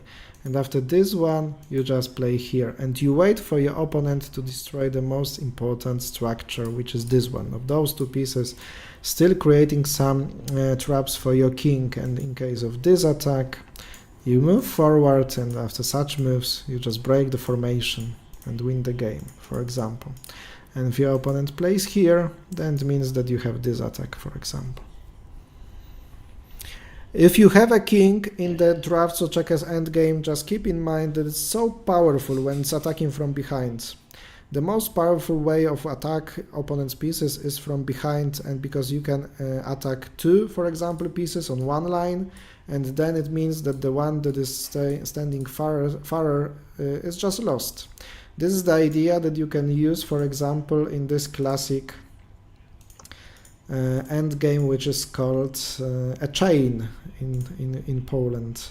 For example, you have this position, very nice position. You go to this line, and if your opponent plays here, then you can already attack, he connects to pieces, and you win, because those pieces are on the line.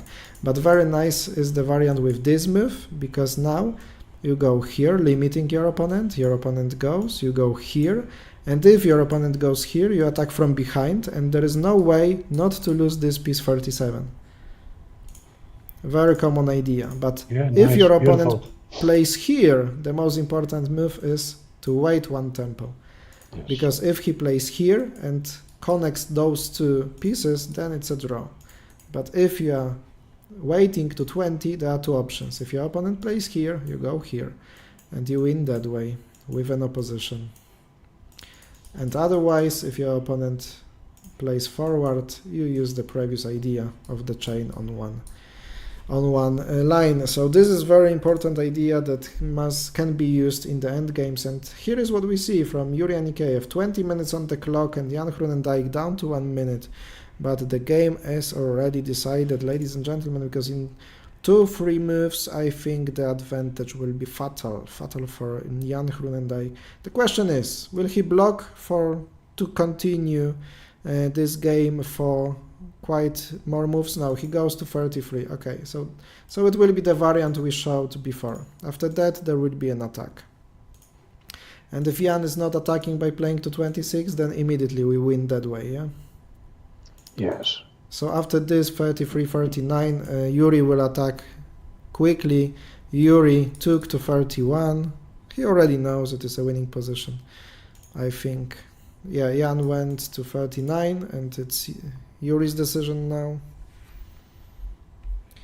So we are just last seconds away from the victory of Yuri Anikeyev, ladies and gentlemen. We are seconds away from Yuri Anikeyev defeating Jan Groenendijk, representing Netherlands, on the Dutch soil in Wageningen. Is King's Row for free? Yes, King's Row is for free, but King's Row in Turbo Dumbbase is not for free.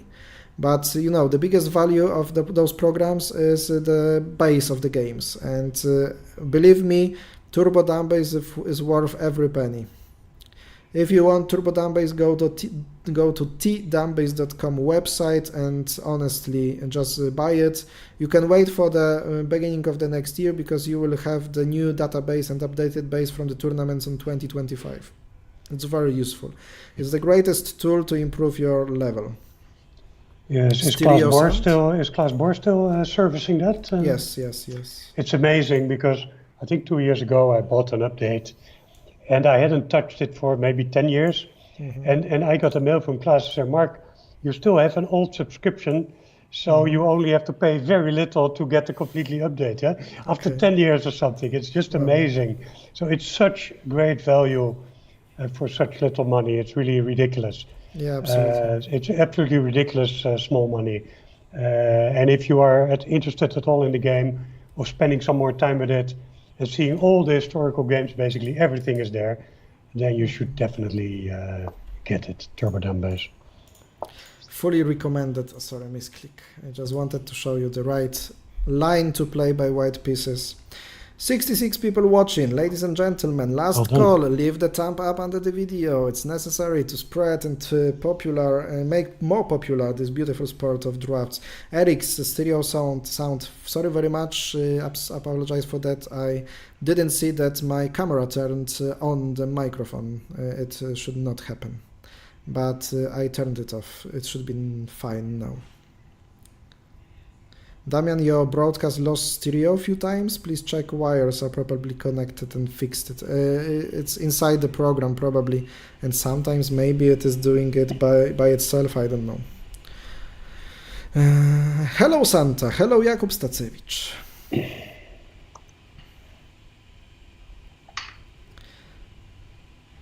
Anton, please do not tell Yuri will win before the game is finished. Sorry, but I can't follow your suggestion. I will tell that, even though I must be mistaken at some point. Yuri is not depending on good luck anymore, Anton. So he's depending on calculation, and he's very good at that. So just to confirm your sentence, Yuri will win this game. Nothing can happen. How much is it in euros? It depends if you have the previous version or not. If you want the full newest version, then it is 199 euros probably for yearly subscription, but you can also buy it's not like the subscription, you can just buy it for once and you are using it, but there are also some older versions of it. I don't know what are the pricing exactly, but you can check it on the site tdumbbase.com. I do recommend this tool and I use it all the time. Especially on the tournaments during the preparation moment for my opponents in the competition.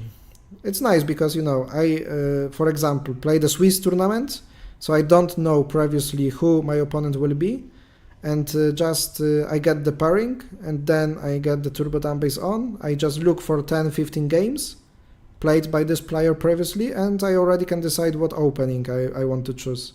I've done it, so for example, during team championship recently.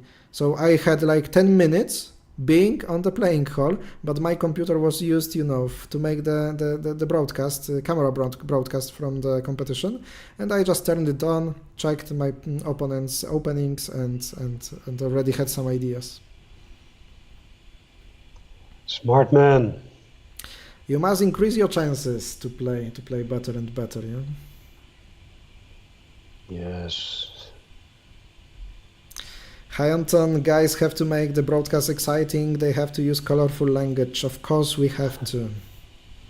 Of course we have to. And of course we must say things that are not proper politically even sometimes. White Really? lose, Nezuko? Never. White never loses in this game. But Damian, I don't recall. Have you made already a politically incorrect statement today? I don't think so. Probably yes. Well, I didn't notice. If I'm not someone very wants, sensitive to those things. if someone wants to find it, then always find Yeah, it. of course. Then, you know, your Santa Claus hat may be an insult already. Huh? For example. Or the fact that we both didn't shave today. In strange times we live. We do. We do indeed. Some will say that the background on my camera is black. It's also something offensive. Oh, come on, guys. Okay, so after this attack, Jan just wants to prolong this game a bit. Goes to 43, and after a capture gives another piece and goes to 49. But once again, Yuri will win this game. Okay, they both have a king now. We have two kings, but Yuri was playing this combination to this position to keep at least 4 pieces on the board, what is necessary to win this competition, of course. How do you think Yuri's will feeling if she is watching you telling win is everywhere and then game finished? I don't care, Ivan, I don't care. Players as a sportsman can't be emotional to the broadcasts. It's like Robert Lewandowski and any other footballer watching the TV broadcast of the football match, and people are saying he's going to score, and he misses, and he would come watch this on TV and start crying. Come on, it doesn't make any sense. Yeah, but this is sports commentary, not psychological treatment. If I would care about every feeling of every player I comment, it doesn't make any sense, Ivan. Just such comments don't make sense like yours. All right, but now we have a real end game on the board. So And do I you have guess- another 2 hours to follow this game? Yeah, of course I do. You don't need any break, visit toilet, something, because I can see that. Yeah, it's just like 2 o'clock, so 5-minute break would be great. Okay. But you know, Jan may play on for a bit, yeah, here. Yeah, he can give it up every moment, but Yes. also he can play. Yeah. Yes, he After can. all, it's worth fighting. Yes, he yeah. can place his king on the long line, and it's not. You know, you need to know how to handle that position to get a win out of it. Yeah, so you can still make mistakes as white. Yeah, Yuri goes to 3. Yeah. So idea is simple, to limit this 15 from going further, and if Jan takes the main diagonal, then Yuri must build a sequence of catching this king and moving other pieces to the king. It will Actually, take Scan- some time to play it. Can suggest for Yuri to go to 12. Okay, but he goes to 3, for sure. Huh? Well, Okay. it's still, you know, not 100%, yeah? hmm Or maybe King's Row is, of course, 9.99, as it usually is in those kind of positions. But Jan will try to escape. Bartosz, you also have cats? That you didn't solve the mystery either? So you're all bad in raising cats, I understand. Okay. Well, there's another marketplace for sharing knowledge. Okay, so at this moment, plan for Jan might be to try to attack this spot, but on the other hand, it just lets... Another plan could be to go here and to push forward this piece 15, yeah?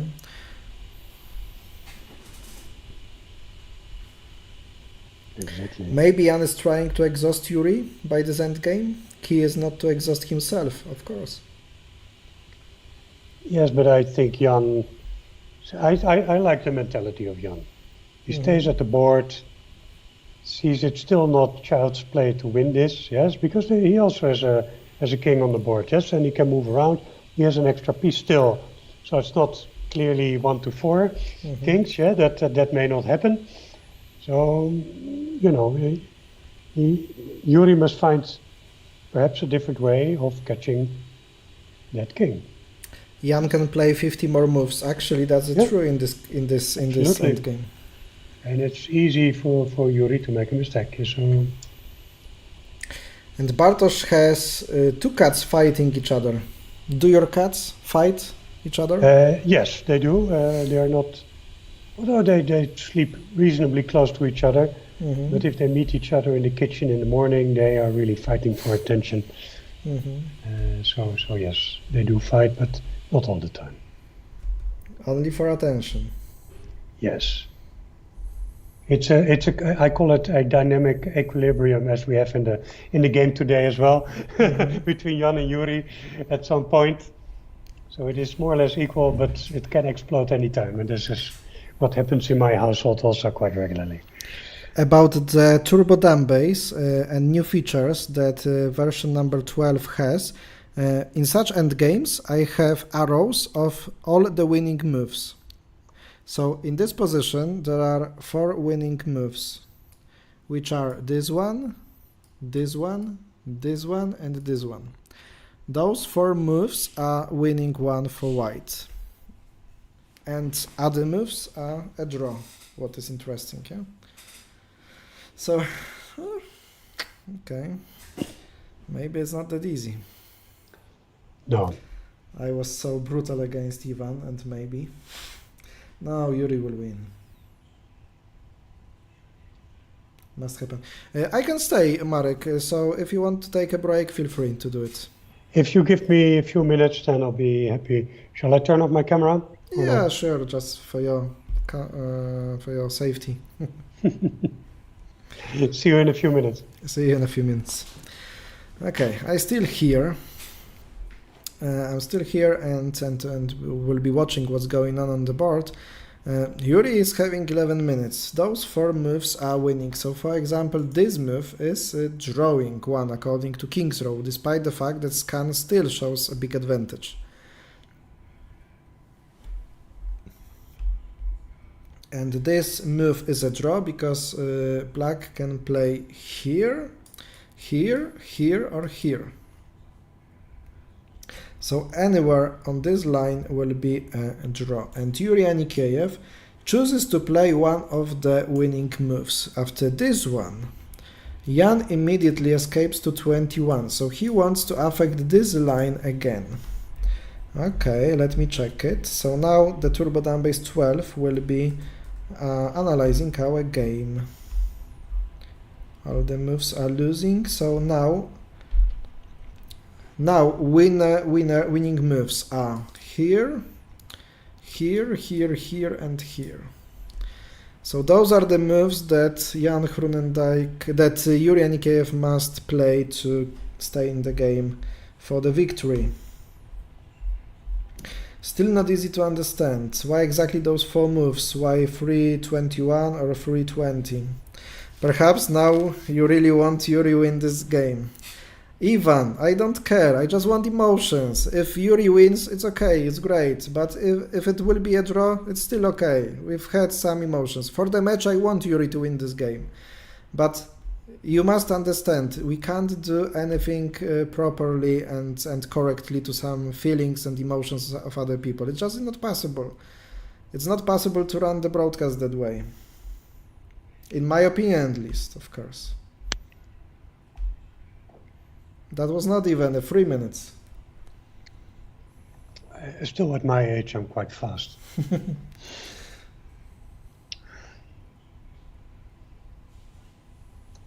But I had a lot of practice.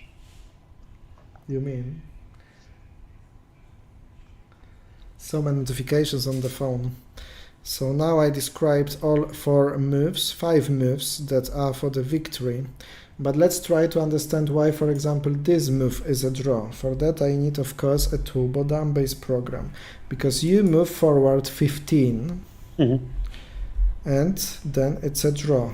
All the moves are a draw. So let's see what happens, for example, after attacking this piece. No, because there is attack to 26. So let's say after going to 48.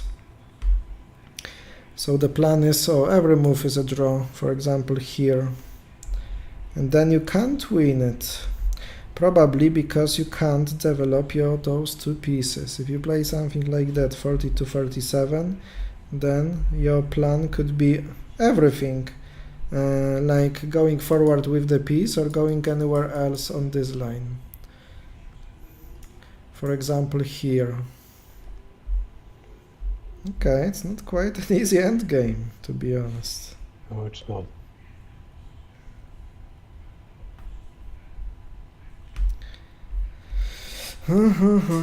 Good, Damian. You are doing a most fantastic job. Thank you very much. Hope Yuri will mess up with this. Bartosz is for Jan. Let's be nice and don't say anything. Okay. So from this moment we are not hurting anyone's feelings, so we just don't say anything else. We'll just sit in the silence. Okay? No, but when you say the one or the other, it doesn't mean you do not support that player, Absolutely. but you support the interesting parts of the match. So we want the match to be exciting. We are fans of the game, and we like both players equally. So we just think that a result today would help the excitement in the match in the future, and that would, I think, be good for everyone. Yeah. But still, I would not wish for Jan to lose the game today, obviously, that's personally, of course. Understandable, of course. You see, Ivan, you wanted to create a good Christmas mood, but it's opposite. Ivan, you messed everything up. Yeah. Okay, so we have this move to 39 in this position. Isn't it a draw? Was it among the good moves or not? Because I don't remember. Ladies and gentlemen, that's a draw. That's a mistake from Yuri Anikeyev. It's not a winning move anymore. And this 15-12 is a drawish move. Come on. Unimaginable. If that will be a draw, if Jan will play it perfectly, what a round do we have? Despite of the results, you know. Oh my god, what is going to happen? Jan immediately has played 15-12. And probably Jan is missing that. And probably that endgame is the one to play for so many moves. Scan shows an advantage, but King's Row says it's a draw. And King's Row is always right in the endgame, unfortunately. King's Row is right in endgame, because it has the base of the endgames.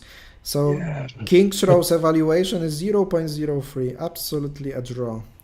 And now every move to play a draw for Jan Groenendijk is to stay on this line.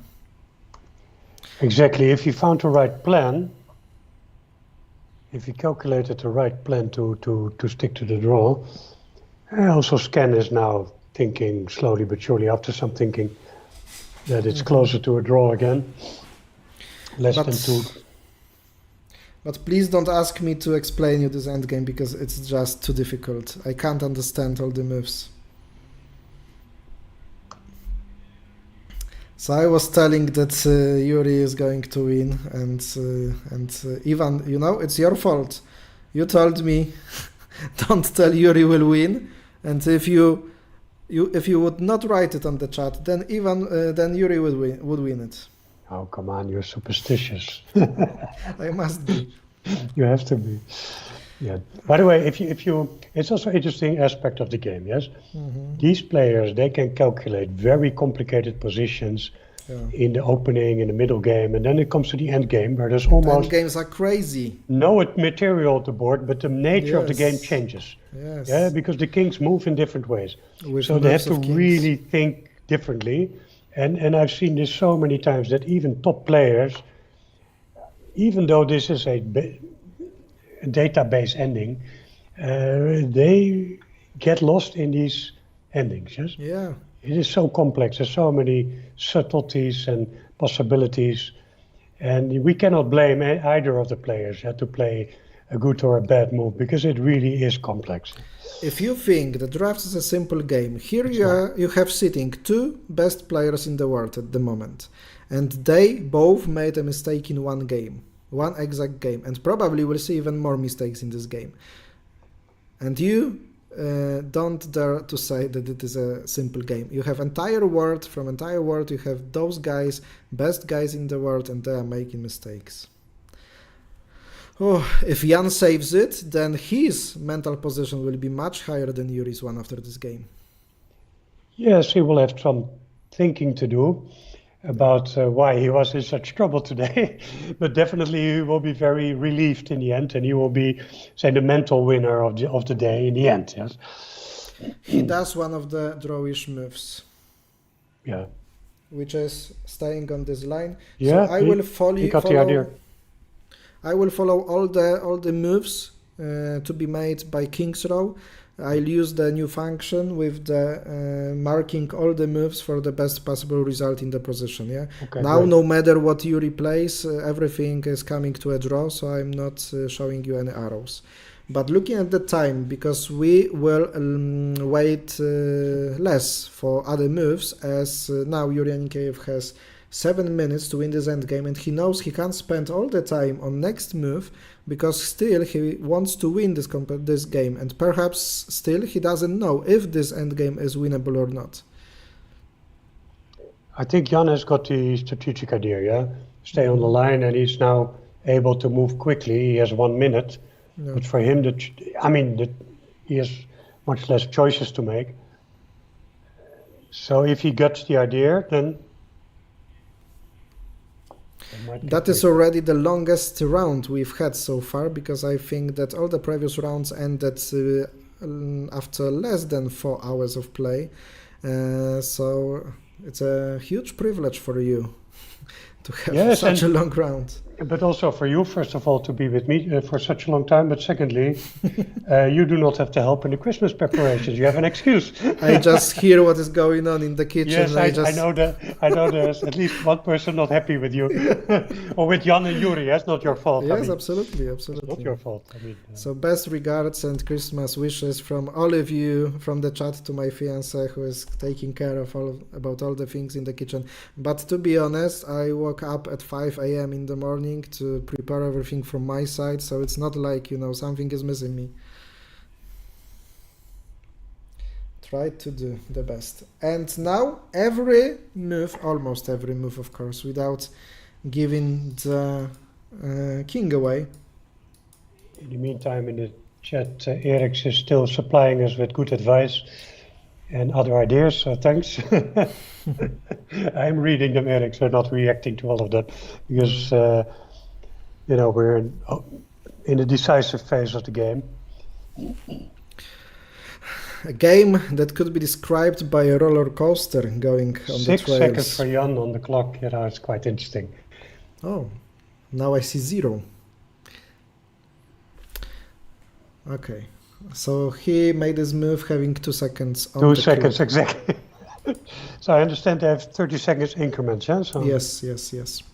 That is the first time that we must repeat it and tell you about that. Players have 30 seconds increment. It's not much. After you play many games for 80 minutes plus 1 minute, 1 minute increment is a lot. But when you have 30 minutes of increment, you must, notate the moves, because notation is absolutely mandatory during all the game. And after this move, 44-39, Jan plays the only drawing move immediately, 8-12, and he knows how knows. to draw this game He already. knows. There is a He knows. threat of capturing this king. Amazing. Even Scan gives it a draw at this moment already, Yeah. in spite of the material difference. Jan Groenendijk is going to save this game. Unimaginable. Unimaginable. Yuri cannot make scenario. any progress with the other pieces. Nothing at all. Amazing. Very instructive, yeah, this one. Very. And you know, you can see after the round number 2, which was absolutely boring, 2 draws, and you think, round without a history. And then you have this 6th round, and you see 2 draws, and you think, without a history. But how uncomparable those rounds are, yeah? Yes, agree.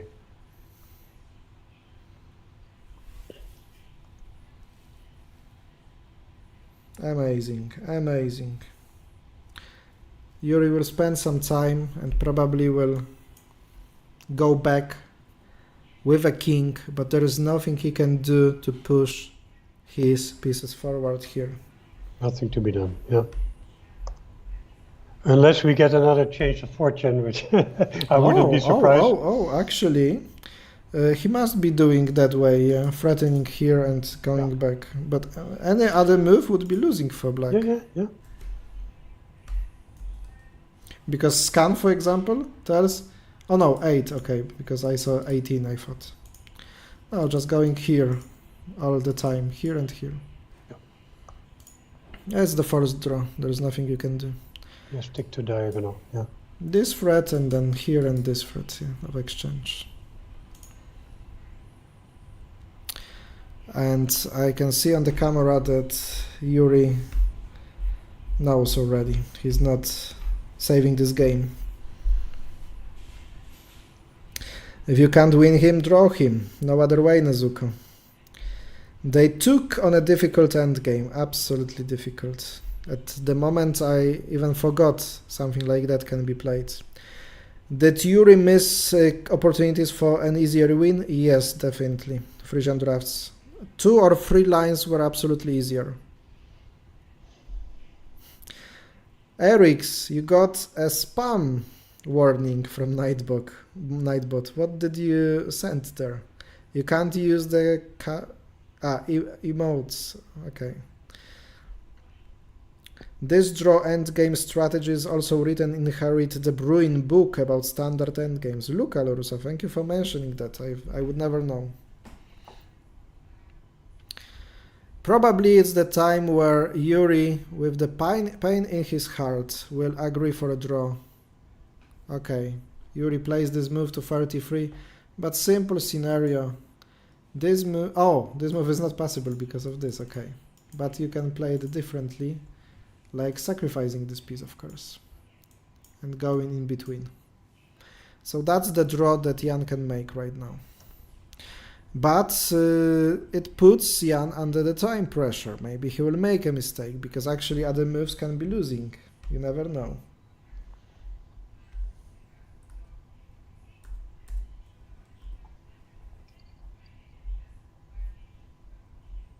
Yeah, the only possibility for white, for black, to save this game is this sacrifice. But Jan plays for it, okay. Ladies and gentlemen, here we have it. 25-30 and going in between the pieces. And that's the moment when players will agree for a draw, no other way. If there were not this piece, or this was standing here or here, it would be winning for white. But as this piece is here, it is a problem. As this stream is coming to an end, and do you have, Mark, anything else you could wish our viewers for Christmas? I wish peace to everyone. I think it's enough. It's a lot, but it's enough as a wish. That's a great wish. And Yuri and KF shows 1-1 to Jan. Agree agreement from both sides, and Yuri covers his eyes. Well, Ivan, I apologize. Yeah, I don't. Ladies and gentlemen, 2 times we've had a feeling that we have a result on one or another side, but finally we did not help. 2 games finished in a draw, and it's the time to finish our stream and go to the Christmas duties.